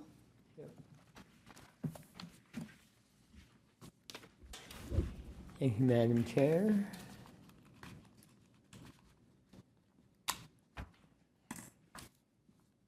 So last Tuesday on the 21st, we had our adult mental health. It was actually our annual meeting, as we call it. We invited more of the public and also other people in the mental health world to come. We had a nice group. It was in the 30 range of people who came. It was rather than having a presentation or a spotlight by one entity, it was more about updates and reporting and currently what's going on. And then we, as a larger group, talked about what will be ahead as we continue through 26 into 27. Possibly new ideas and speakers in the future. One of the main topics was crisis responses that are needed and how that fits in with the work we do within our homeless community specifically. So good conversation and look forward to the work ahead. On Wednesday the 22nd, we had our Historical Cultural Society board meeting. On the board, with the board meeting, we had a presentation by Tanya Blanich, and she's part of the Arts Partnership in this area. We received grants through them, and she gave the background of the Arts Partnership And it was good information, things I didn't know about, and I think others learned the great work they do. And she pointed out what a significant fact that our cultures, or our historical society plays in the FM area, whether it's both on the Clayton County side or the Cass. Yeah, I think that's probably on that one. Other than that, I've reported most of the other things last week. Then on Thursday, I had my Capital P finance meeting and board meeting. We run those back to back. We had a general, most things on it. We had a spotlight from our housing division by Director Emma Schmidt, excuse me. She really, it's amazing the work they do, and many of the things we hear from our other organizations, but how the collaboration in this area when it comes to housing, whether it's with more public housing, whether it's the HRA, us, and also that communication with places like Micah's Mission, how we all have one common goal and looking for housing supports, as well as keeping people, finding them homes, as well as having money so they can rehabilitate their homes to keep where they currently are. So ongoing work that is increasingly under pressure, but at the same time continually building. We had one new board member elected, and I better get to, so I can say the name correctly. Michelle Fornshell. Haven't met her yet. She'll be at the meeting next month, but she came with great background. We had 3 candidates, and she was the one chosen.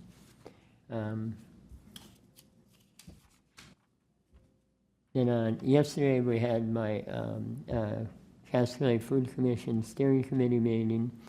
Our structure this year has been a little different, and it's working out pretty well. And so the last 2 meetings, just as a recap, we had Clay County work on organic food recycling, which we're actually moving. We got the grant, so we're moving to have one. And then we heard from West Fargo on their orchards in their throughout their city, and those programs. Our next meeting will be Wednesday, September 10th, when the full commission will be together, and the host at that time will be Moorhead, and we look forward to whatever they can develop. We also talked quite some time working along with Great Plains Foods, and then also the members of the Hunger Coalition about some potential large state grants over on the North Dakota side that could filter into the work we do. So very early stages, but it was federal dollars coming in the state maybe we utilize. So that was the whole part of that meeting. So that concludes my report. Thank you, Commissioner Kavanaugh. Commissioner Campbell. Thank you, Madam Chair.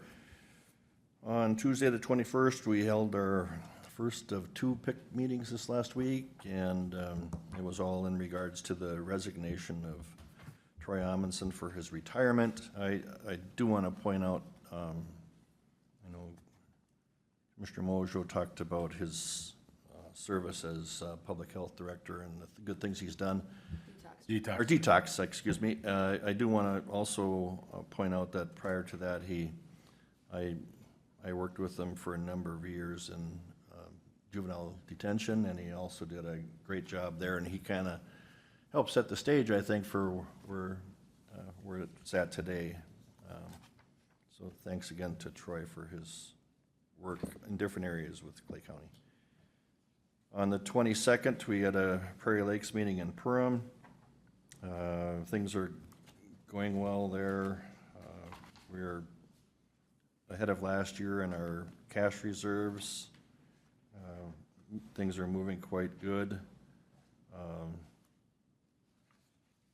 The ASH grant that was received by Otter Tail County, of which part of it is for the ash management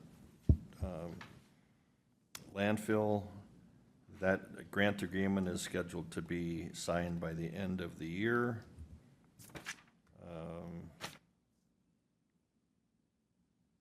Other than that, it was the performance, everything else seems to be going fairly well with Prairie Lakes. I don't have anything else to add to that. On the 22nd, then, or that afternoon, it got back for the land management meeting for the Diversion Authority, and we authorized a couple of different parcels to go to through the policy of excess lands for sale. And we had an update on the Horace Railroad plat, which involves a number of lots, parcel owners interested in those lots. And then an update on the mitigation. It was a slide basically showing how the mitigation has worked on land acquisitions from the beginning of the project. It was quite interesting to see that. Thursday morning, July 23rd, we had our Solid Waste Management Committee meeting. We talked some more about the organics grant that has been received now. And that one, we are also looking at that grant agreement probably being signed by the end of the year. So that process then can start to move forward.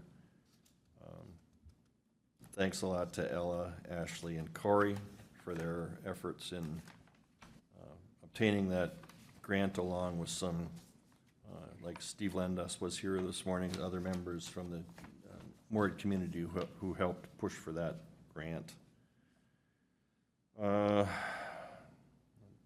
think that pretty much covers that. Commissioner Moser was there, if she can add to it if there's anything more. That afternoon, then, we had the Clay County, Moorhead Clay County Joint Powers Authority meeting.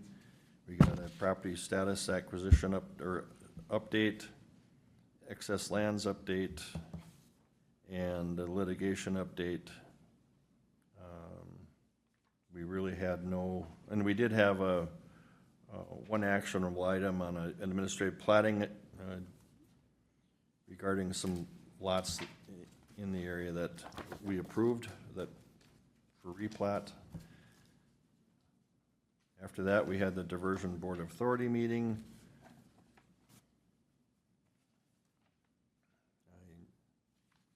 I think all is going well there. I think we took another update on it, or another WIFIA loan update on that. They did report, the Finance Committee did report that right now the sales tax for the city portion of the sales tax for the diversion project is up 12% over last year, which is good because last year's number was somewhat level.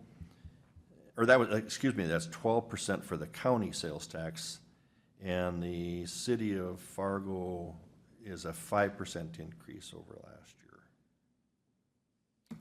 year. And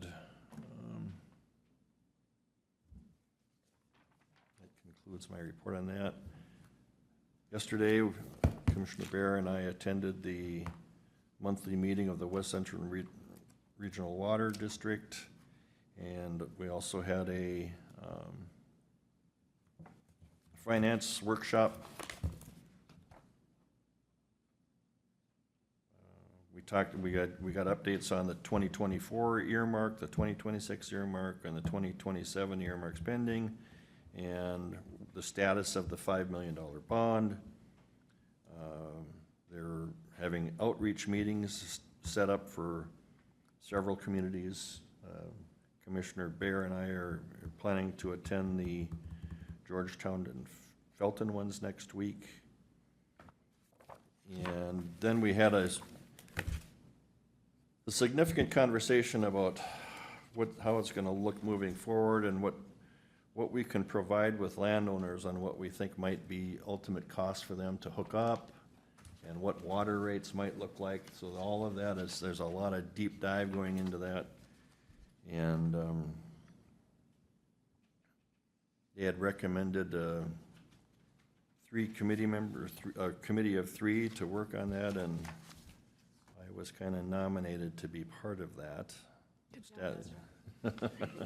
Can't go out just by leaving.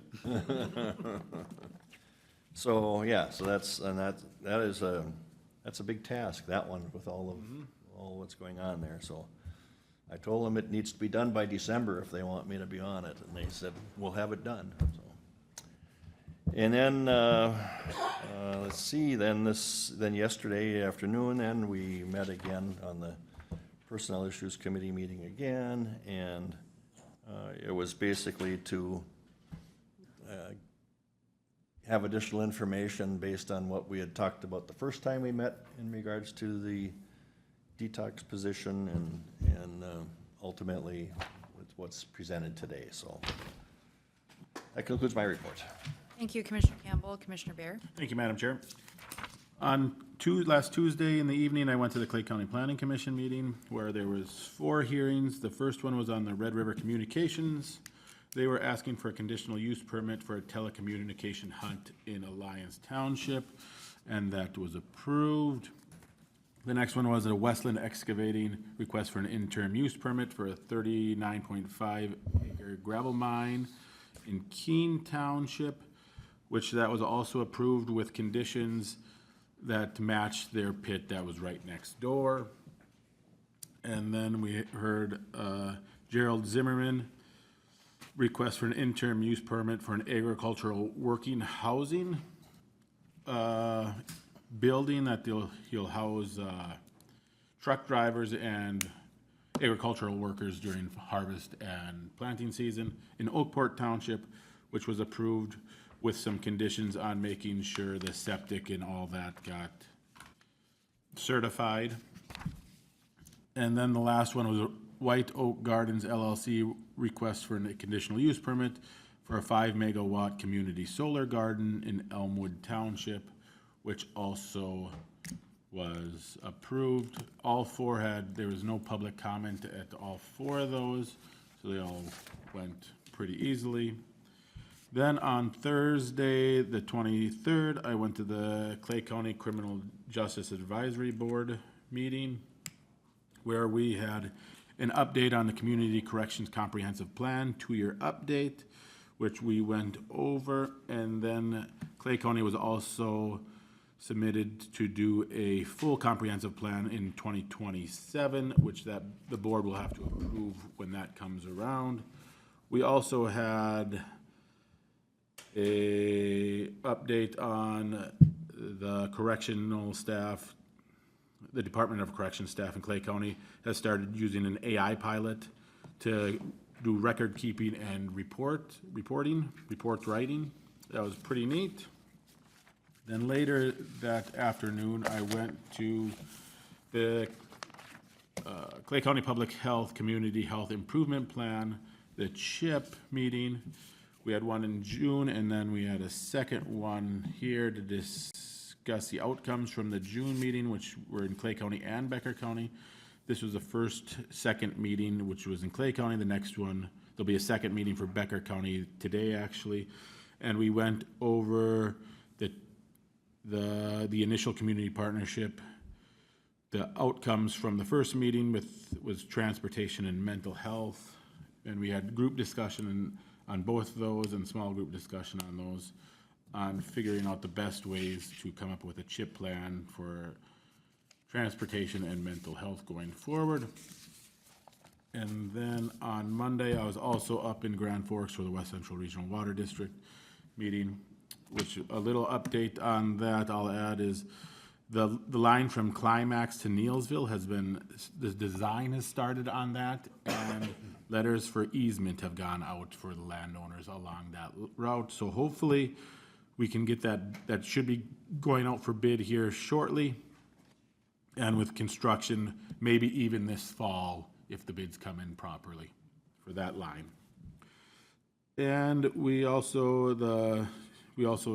that was the main thing. Then we also had the finance workshop, which Commissioner Campbell did a very good job. And yeah, he was nominated to sit on the finance committee along with Polk County Administrator, Mr. Whiting, and an office coordinator from HMU Alley. And then that would also be AE2S staff would be a part of that committee. That is all my reports, Madam Chair. Thank you, Commissioner Bear. Going back 2 weeks, I was invited, as many of you were, to the Churches United Community Roundtable on strategizing outreach and talking about how mutual and shared services affect the residents that they work with. Appreciate their willingness to host so many different folks from our cities and schools and business community as well to that. That evening, I attended the Glendon Township meeting as our county engineer discussed last week, just on the 21 easements we'll be working through next year. And I, that day, attended the Greater Fargo-Moorhead EDC. They had a business attraction working group. Just helpful to hear from the business community some of the challenges and opportunities, particularly on the Minnesota side, as we continue to advocate for policies that strengthen business attraction on the Minnesota side. That week, I had the opportunity, thankful to all of you for the opportunity to attend the annual conference for the National Association of Counties. Through that, had an opportunity to tour 2 flood control projects, particularly of interest to me because I think there's a lot of overlap in how those parishes and the cities work through a finance plan and a strategy for O&M maintenance moving forward. The first was touring the Army Corps' Western Enclosure Dam tour, which was a project in which they built it right after Katrina. It took 3 years to come up with a plan, and they were able to build this $1.1 billion structure within 3 years of that. Series of levees, flood wall gates, and pump stations. It's how the city closes a dam arm, if you will, on that channel to protect from a storm surge of up to 6 feet. So they're able to close that canal so the storm surge stays out of the community, while also, because New Orleans is 6 feet below sea level, every single drop of rain needs to be pumped out. So that facility has the capacity to pump 200,000 cubic feet per second out of that system. And it also is a system that can close within 15 minutes. That channel sees $1 billion in commodity value go through it every day. So being able to open and close that quickly was really important to them. And they've already had 3 hurricanes that has paid for itself 10 times over. The second tour that I was able to attend later on in the week was visiting Pump Station 6, which is their one of 111 pumps that they have throughout the city. It pumps everything into Pontchartrain because Pontchartrain is lower than the Mississippi. That capacity that system has the capacity to pump and fill the Superdome within 30 minutes. So if you think about your normal pumps, some pumps at your house, and how it just trickles out of there, what that capacity is. I have the links and information that I'll be sharing with all of you, but was really helpful to see how that overlap between the systems and the levy authorities work together.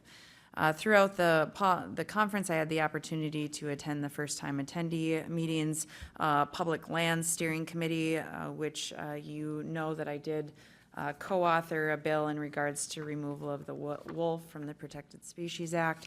We also had substantial conversations, and St. Louis County was there, conversation with the forest mitigation on all of the fires that were going on and how management on the front end could have avoided a lot of other components. We had land use presentations. I attended the Agriculture and Rural Affairs Committee. We talked a lot about AI and county government. We talked about enhancing the funding for our local rural health programs, particularly how can we work together to support rural emergency medical services, challenges that we've all prioritized at the Capitol. Also interesting was a presentation from Louisiana Extension Service on some of their 4-H programming that's going on in their state. well, we talk a lot about production of animals that talk, cows and swine and the like. Their big pilot program is seafood packaging. So their 4-Hers are working on seafood packaging projects. That was really exciting to learn more about.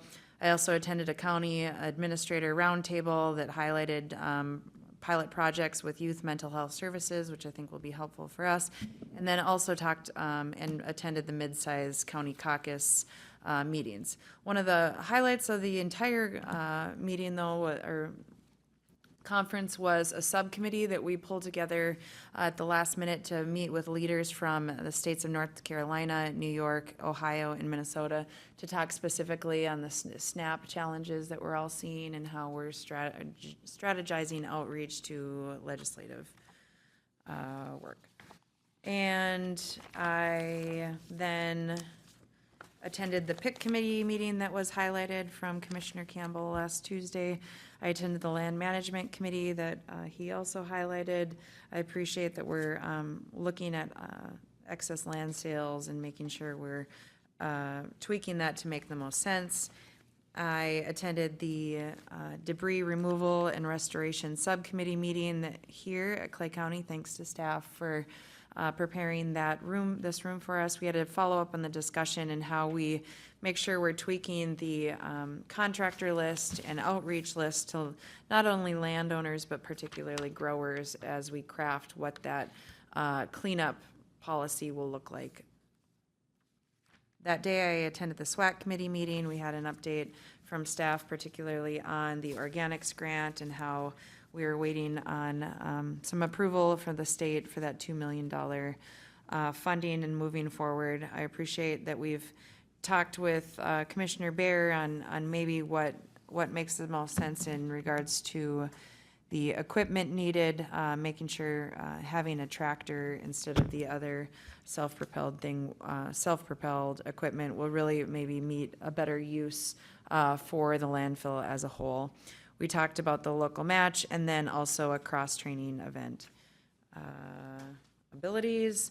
After that, we had the annual meeting with the city of Moorhead to discuss the resource recovery contract.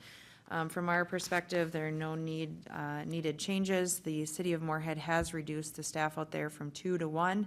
They're in the analyzing stage right now to see what makes the most sense for staffing out there. If there is an amendment in duties, they will forward that for us for our deliberation. But we left the meeting all satisfied that we're continuing to meet the needs of all of our residents.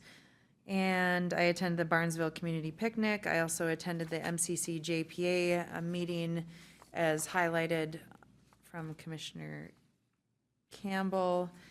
And Friday met with the concerned citizens on some land use proposals in Clay County. Yesterday, I attended the Lakeland Mental Health Center Board of Directors meeting in Fergus Falls. We talked about some challenges with ARMS and their electronic visit implementation certification, another thing that the state has implemented that probably means well, but creates some significant challenges. And had updates on the crisis supervisor programming. As you recall, that's something that Otter Tail and Clay County have that services, their abilities. So discussing how they outreach the emergency rooms, offices, schools, and at additional community events. And then we went through the client referral service, our source survey results. Our County Social Services Director was there, which I continue to appreciate that. And then that afternoon, I attended the Personnel Issue Committee that we already took action on. That concludes my reports. Steve? Thank you, Madam Chair. Last Tuesday, participated in the PIC meeting that's been well addressed. Also, that afternoon, met with Mr. Melton and representatives from MCIT, looking at some coverage questions. Also, on the 22nd, I worked with Sarah and board prep because on 23rd and 24th, I was at MACA Technical Days. Again, as you may recall, this board's allowed me to participate in MACA and also in the planning for MACA training sessions. And so we have 3 per year, 2 technical days and 1 our annual conference. Excited to see that this year, based on past years, we had nearly 60 of the administrator group there. We talked about AI, of course, budget challenges, the cost shifts, and what other counties plan to do with many of the human service shifts that are coming to us. We talked about legislative planning, the upcoming platform discussion, and then it's everyone's favorite strategic planning discussion. We participated virtually yesterday with the board meeting for the Water District, and then had to leave the budget planning for the pre-budget of the Sheriff's Department. That'll be coming on August 11th. I participated again in the additional PIC meeting, and then had a meeting with Sheriff Empton and Brian Melton on a series of county issues. Of note, we did receive our MCIT dividend notice. MCIT is providing $5 million in dividends this year, $3 million in workman's comp dividend, and $2 million in property casualty. Our dividend here at Clay County for this year is $91,598. It's probably, we've seen a decrease over the last several years. A lot of the drivers that MCIT has talked about is workman compensations related to law enforcement, PTSD, also some different challenges with workman's comp, property and casualty reinsurance increases. And so generally, it's been the board's practice that we reinvest that in the upcoming budget. And so I will talk with Ms. Johnson about that moving forward. And that concludes my report. Thank you, Mr. Larson. Mr. Melton? Mr. Brook? Thank you, Madam Chair. I also attended both the PIC meetings, which has already been discussed. On Tuesday, the 7/21, I had a meeting with Pemberton Law Firm and the Sheriff's Department AHR to discuss a personnel issue. I also attended the Board of Adjustment and Planning Commission meeting, which was already covered by Commissioner Bear. Wednesday, drove to the AMC Technical Conference and then attended the conference with Steve's, and he has already covered that very well. Yesterday, I had a meeting with Kimberly on a proposed Hennepin County to conduct Torrens examiner discussion. That'll be probably coming to the board for information here shortly. And then, of course, the PIC meeting yesterday as well. That concludes my report. Thank you. Sarah, do you have anything? Okay. Our next item on the agenda is item number 9. It's a closed session regarding county attorney as permitted by statute section 13D-05 subdivision 3, attorney-client privilege to discuss potential litigation. Go into closed session. We have a motion offered from Commissioner Bear to go into closed session. Second. A second from Commissioner Krabanoff. Any further discussion? Discussion. All those in favor of the motion signify by saying aye. Aye. Opposed, same sign. We're in closed session.